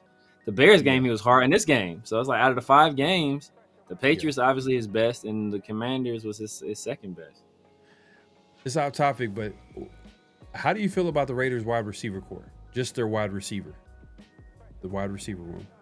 I think it needs to upgrade. Obviously, I mean, Jacoby. Like, you think it's middle of the pack? Do you think it's one of the worst? Do you think it's one of the worst? It's bottom. The only receiver core that may be worse, like bottom 10. Titans. Probably like bottom 5. Probably the Titans is probably the only team that's for sure worse. You're getting nothing from Besh. You're getting nothing as of right now. You're getting nothing from Besh. You're getting nothing from Thornton. Like nothing zero. at all. And then obviously there's another wide receiver, but it's probably mostly special teams for that guy. Like, I forgot, is it Justin Shorter? Might be Justin Shorter who might be so you're not getting anything from him. Yeah, but he's like a practice squad guy, I thought, right? Is he on the active roster? I thought he was on the practice squad. I think they might have called him up. Yeah, they might have. I'm just saying, like when they on active game day, they have like 5 receivers, right? Yeah, I think they have 5, right? Yeah, 5. So, and I think it might be Justin Shorter, or no. Like the last game, it might have been Alex Bachman. It's Bachman. Yeah. You ain't getting a damn from him either. Exactly. So you got Jacoby Myers. He's solid. We all know he's a solid number 2 receiver, but he's kind of been questionable this year too. Like the way he's been blocking out there. Quiet quitting, bro. Quiet quitting. And then like how you feel about Trey Tucker? Say he's hit or miss. Like hit or miss. Sometimes like he had the big game. What was that against the Commanders, right? The 3 touchdowns game against the Commanders. Mm-hmm. But other than that, he's been relatively quiet. Yeah, that's like he's hit or miss. He's hit or miss. I wish I could press a button and just click on a meme, because the perfect meme is the one that you posted the other day with the grandpa from Simpsons. Yeah, where he's whistling and he goes into the he opens the door and then he takes his hat and off. That's basically what Coop did. He just came in and was like and just walked out like right out. Man, that's gonna be Pete Carroll's tenure with the Raiders, man. Hope no, but not because they can't fight. That's the thing, bro. The Raiders is back themselves into the corner where they can't fire themselves. I don't think I ever asked it to what's real, what's not. It's real for me, man. I don't like. I can't. If we don't beat the Titans, I don't know if we'll win another game this year, man. Like, I don't know if we'll win another game. Maybe like a divisional game. Maybe we sneak one on the Broncos, something like that. Maybe we sneak the second one on the Chargers. Maybe. But outside of the Titans game, like, I don't know, man. Like, I thought the Giants game was going to be a lock. The Giants is going to whip our ass low-key. Severe, if the Raiders, which technically, I know no one wants to hear this, but if that's the only game that we win, then that would probably guarantee us a top 3 pick. Maybe the number 1 pick, number 1 overall pick. There's a good chance we get number 1 overall. Jets gonna do us in. That's what's gonna. They gonna take a quarterback too, man. That's what's gonna piss me off because Justin Fields. I hope Justin Fields has he goes on a run. I hope he goes on a run, like literally just runs, just runs. It runs his way to victory for the real Jets. Pryor, bro. Real Pryor. man. But it might work out for the Raiders, because then if they don't win like enough games, I know people don't want to hear this. They get number 1 pick. We finally get to draft the top quarterback in the class. Yep. How many like the last few years, we've all entertained what happens if Cam Ward? Oh, what happens if CJ Stroud? Oh, what happens if Jaden Daniels? But there was no chance. Maybe CJ Stroud. There was a rumor, but still they would have to things would have to happen, trade up and stuff like that. And that's not a guarantee. Oh my God. And Jets got an easier schedule. Tyree Wilson. Ooh, well, if they got an easier schedule, that means they could win. We took Tyree Wilson, bro. This is. But I will say this though: if the Raiders lose less games than last year, damn, like I lose more games. If you lose more games, I mean, lose more games like me, or win less games. I think that's what I was trying to say. Win less games than last year, bro. I don't know how you bring back like Pete. Like, I don't know how like, you do it. That's what I'm saying, bro. But you can't fire him. That's the thing, bro. You like literally cannot fire him. This is like there'll be 3 years in a row. You fire the coach. You know what they should do? They should fire Chip. I know you don't want to, but they should fire Chip, and his replacement should be the offensive coordinator. Like Chip, I'd do that. I'm good. Whoever. It won't. But the thing is though, like, damn, I don't want Mike McDaniel as head coach. I just want him as like offensive coordinator. I don't know. How you feel about Mike McDaniel as a head coach? I don't really like Mike McDaniel as a head coach. Yeah, I feel like he's one of those like great offensive coordinators, but not great head coaches. Like he falls in that category. Know what will have to happen? See, and this might not be great. What might have to happen is that Mike McDaniel will get fired in Miami. Pete Carroll does the Pete Carroll thing, and he lies and blames all the coordinators for all the losses. And then we don't hire Mike McDaniel, but we hire Frank Smith from the Dolphins. He's the OC over there still, right? Frank Smith still the OC over there. Hire Frank Smith, bring him in as OC. Yeah, if Mike McDaniels get fired in Miami, then at that point Frank Smith gonna be looking for a job. We hire him here as OC. Pete Carroll comes out and loses the first 5 games. And the next year, bam, Pete Carroll gets your ass up out of here. Frank Smith, interim head coach, baby. Let's do it. Let's do it. I don't know, man. That's like, I don't know. Real quick, miss. Salute to my guy LS again with the super chat. Appreciate you, my guy. He says Raiders have always been a day late and a dollar short when it comes to the draft and where we pick. Rather see us lose out from here than win 4 to 5. Yeah, that's kind of where I'm at. I'm like, exactly, bro. Exactly. I would rather, bro, if we're gonna win 7 games and still miss the playoff, like even if we're gonna get into the playoffs and not be competitive, I don't want that, bro. Like, what's the point of getting to the playoffs? And people don't want to hear tank. They don't want to hear tank. Bro. So let me just give you the politically correct answer, because they don't want to hear the words tank, because tank is just too harsh. Yeah. Development. Play the young guys. Just play the young guys, man. Like play Jack Best. Dante Thornton should be getting all the number one.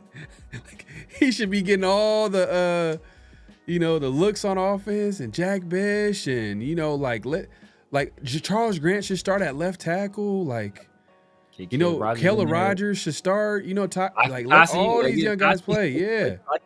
Tyson in there, man. Yeah. Let all the young guys play. We'll start winning. Watch. We just like that and rest around. I know.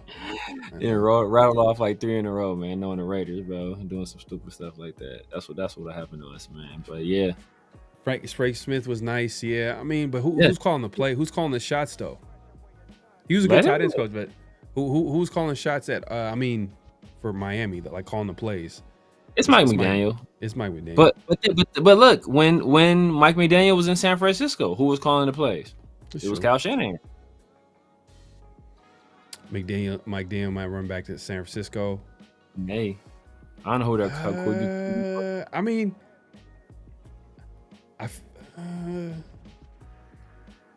damn, I would want him as an offensive coordinator, bro. Like that would be. He ain't gonna take no OC job. Not working for Pete Carroll, bro. No. Yeah, because it's like the job security.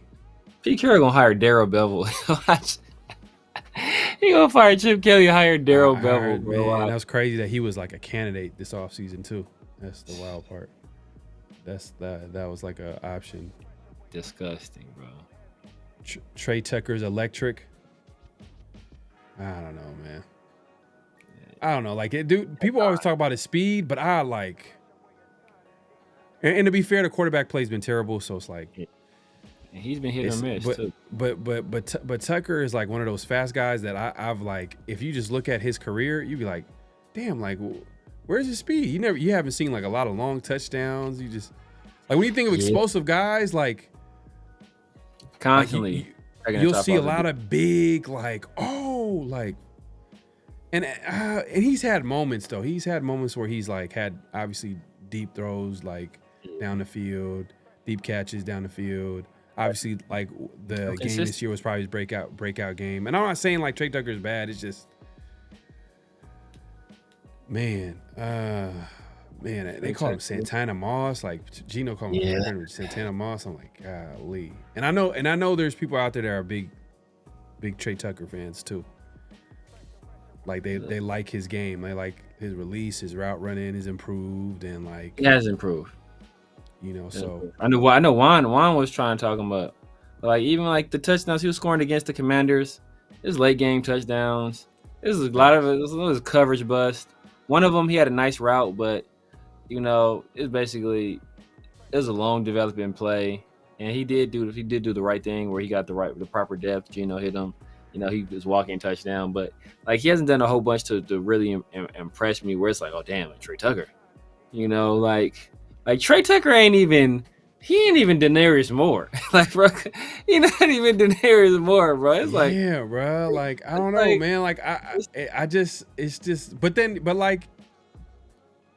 man, it's hard, but like, yeah, he's Denarius Moore. The plays that the plays he made right off the gate, like he was making plays.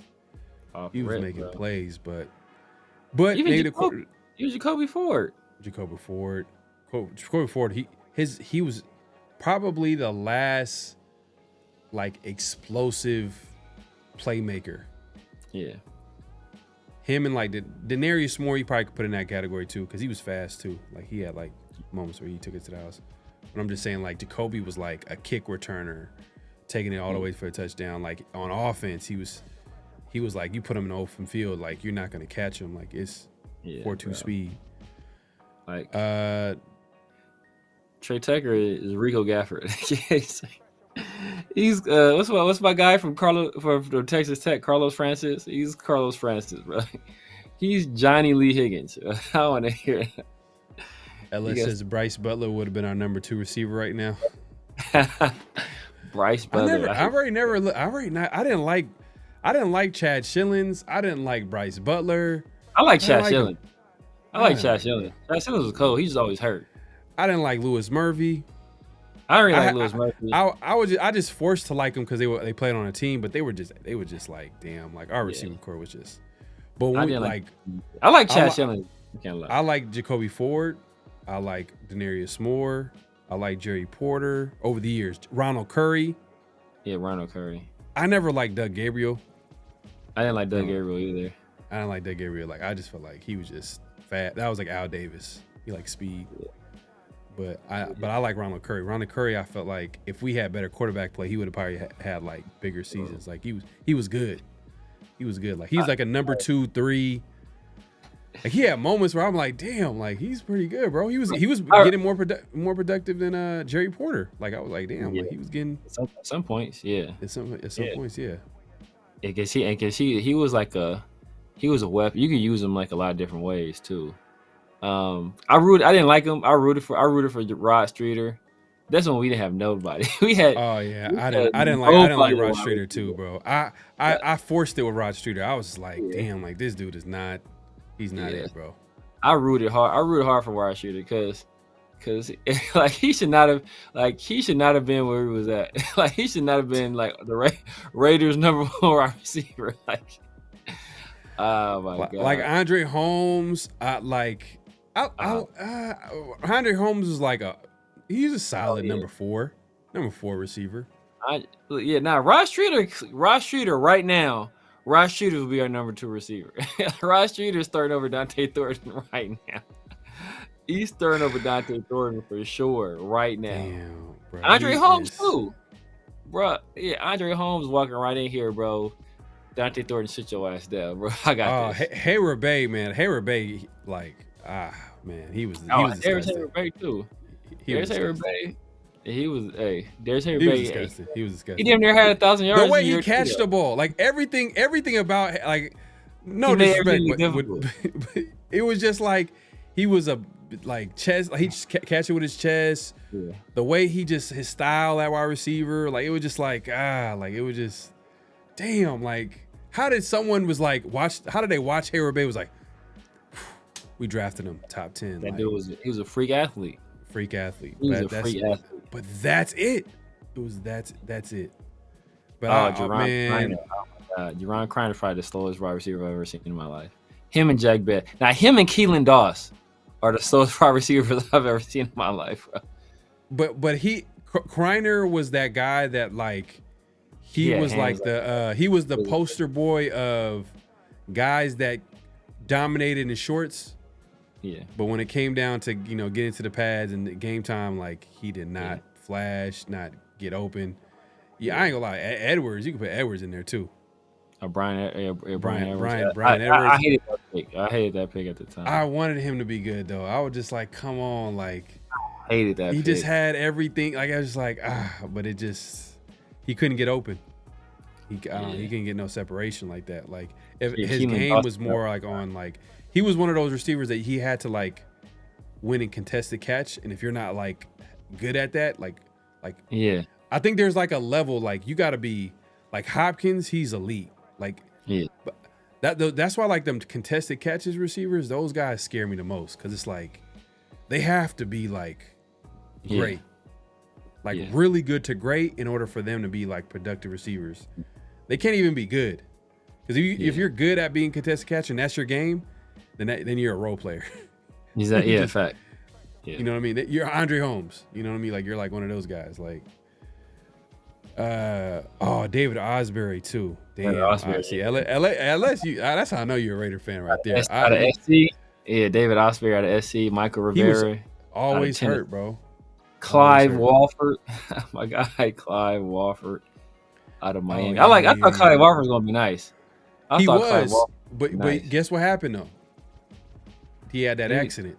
He was never the same. He had that accident over the offseason. Walker was gonna be a dog. I was like, bro. Was it that? It might have been that 2017 year. That 2017 where everything went wrong for the Raiders. Todd Downing was disgusting, and the Washington debacle. Like Washington, the Commanders. I ain't gonna lie, like Redskins, whatever you want to call them. Like that team was kind of like bad. That's another week 3 game. Another week 3 game. But at least that week, like we was coming off 2 wins. We came off the Jets. Marshawn getting hyphy on the sideline, and that's all over the news. I remember that. It was all over the news. Oh man, the Raiders are back. And then we went out there and got our ass monkey whipped on. Like we got our ass whipped by the. I was like, this is bad because I think we were both undefeated at the time. We went out there and got. Bro, I love it. David Osbury, he was one of those what ifs, but he never could stay healthy. Never could stay healthy. But he was a converted wide receiver from SC. Bro, but he was big. Like you could tell, like he was going to be a hard tackle, like athletic. It's just never could stay healthy. It is what it is, man. It's just one of those situations. But Michael Rivera, I was never a Michael. Rivera was nice. He was cool. Nice. He was just like because we had another time. Did we have Clive Walford that was that him and Clive Walford? Were they both on the same? Because we had another tight end too. Because you know what I didn't like about Michael Rivera? He was slow and he was small. Yeah, but he was like just savvy. I thought he could just be one of those savvy tight ends. Like, hey, you know what? I find the holes in the zone. I get open, bam. Because he had a smooth year. He had a smooth little year that first year. I want to say. Yeah, but then the league was like. Hold up, you small and slow. Like they figured it out. But who was the other tight end? Was that Clive Walford that year? Was that Clive? Was it him and Clive? See, it was 2 tight ends we picked up that season. I thought it was him. It was him and somebody else. I thought maybe it was him and Clive Walford. 2016, 2027, 20. Yeah, what year was 2016? Was it 2015? I think it was 2015 is when Clive got drafted. Yeah, I think so. Actually, I don't know. When did Clive get drafted? Clive Walford. Is that the same class as John Feliciano? Because the 2016. Oh well, you know what? 2014 draft. No, it was probably the 2015 or 2016. It might have been 2016. His rookie year might have been the same year like that 2016 year. 2015, right? Because he was our starter of the year. He was our starter of the year. We had that good year. The year that Derek Carr blew up. He was our starter that year. Oh, he was the starter. He was starter. He was starter here. I want to say. Let me see. He got drafted. Let's take a look. Oh, 2015. Yes, he was a starter. I think he was a starter of the year, Derek Carr. And then, like you said, it was that off season. I think that off season following, he had that quad accident, and then 2017 was ass. Yeah, and then it was all downhill from there. Khalif Barnes better than Forsythe and Glaze. Man, that's reaching way into the archives right there. Better than Forsythe. I don't know better than Glaze though. Better than Forsythe, so for sure. Check out. It's all good, man. We appreciate everybody coming through. We heading up out of here. Austin Howard better than Austin Howard. Right. He was the right tackle. Right tackle. Better than Parham and Kappa. That's when we got the Soul Patrol line with Rodney Hudson and Caliche and Donald Penn and damn, like we had like that was, man, having a good offensive line, it really changes everything, bro. You could have like average skill position and it still look, or I want to say average skill position, just like you could good. Like they're good, a good skill position and be killing. The 2016 year, like we didn't have no super duper weapons like that. It was like Crabtree and like. But you know what? I have a feeling though this off season they're gonna it's trenches for sure. Oh, they got you. It's trenches, offensive and defensive line for sure. They're gonna have to. Even I think even like in free agency, I know like Spytek is like, oh, I'm not gonna spend any money. Like he's for sure gonna like try to sign like someone that's like maybe that's. I gotta look at free agency actually, but that's for another show, man. We appreciate everybody coming through. We had a great conversation, man. As far as the Raiders, hey, look, it is what it is. Like we said, we've been trying to tell y'all like expectation season wasn't super high. Didn't think it was going to be this bad, but either way, like I feel like the Raiders should definitely start playing some of the young guys. I think we're all in agreement on that. Like play the young guys. Don't waste this year. Try to figure out who is going to be here long term. Who's going to be foundation. If some of these guys is whack, don't let it be an excuse not to draft that same position. Like, for example, like, oh, we drafted D tackle last draft, but the D tackles that we drafted are not good. Nah. If the best player on the board or a can't miss player is at D tackle, we got to go after and get him. But the only way you find that out is you got to let these guys play, get some snaps, see if they show anything of value, and then if that's the case, then they can start making decisions after that. But we'll see how it shakes out. But Severe, man, let the people know where they can find you, what to look forward to, all that good stuff. You guys know what it is, man. The Severe Raider here on YouTube, IG, TikTok, X, Snapchat, True Social, Kick, Twitch, everywhere. The Severe Raider. I let your boy, man. Obviously Sundays and Wednesdays, the Raider War Room. Kevin Boss, yeah. What's that dude from Buffalo? Kevin Boss was Hugh Jackson tight end. That was Kevin Boss. He came over from the Giants, I think. And then we got we got the guy from Buffalo. Lee Smith. Okay, yeah, he's from Buffalo. Okay, yeah. But obviously Sundays and Wednesdays, man, in the Raider War Room, my guys 805 and Christian Protect the Shield. I like Seth Roberts. He be dropping stuff, but look, hey, he good in my hood. He wasn't bad, but he's forever good in the hood. Yeah. He had. I give him. He had like for a receiver that's so inconsistent catching the ball, he had moments. He had some great moments. He had some great moments. I give him that. That's true.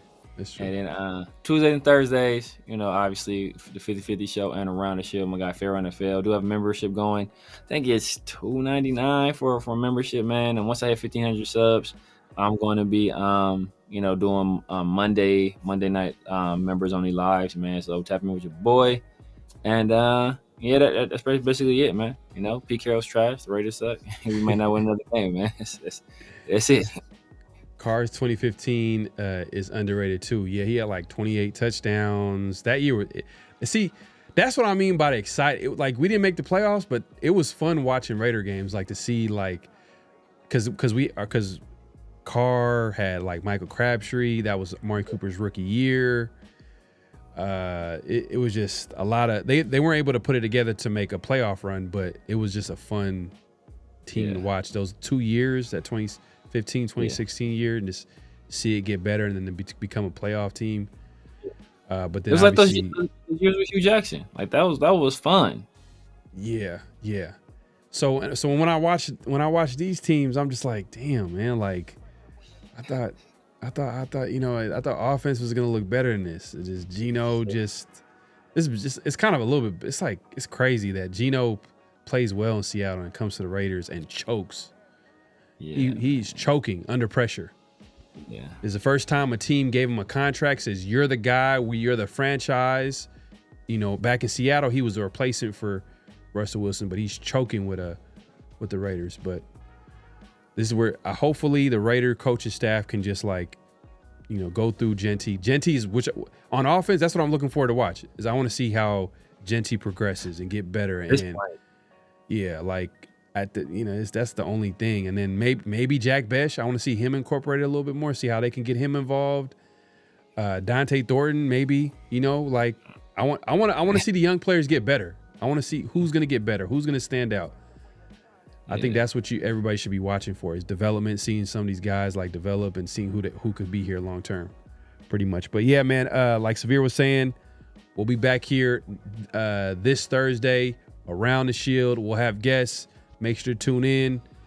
And yeah, man, we'll have a lot to talk about. And then obviously next week we'll be back for 50-50 show every Tuesday nights. You already know. And I've been doing post-game shows, man. Shout out to my guy Rundown. We've been doing post-game shows. Definitely check us out on Sundays after the game. So hopefully, it's funny. I was about to say after a win, but hey, look, either way, man. Look, look, Raider fans, you know what time it is, man. You know what time it is. Oh man, but we appreciate everybody coming through, man. Make sure to clock in at this point, clock out. Hit that like button, hit that subscribe button, hit that notification bell. D-Mac at running back, yeah, no facts. He was cold. Man, D-Mac was cold, man. It was cool, man. Man, we up out of here. Any last thoughts? Before we head out? Nah, man, we trash, man. We trash.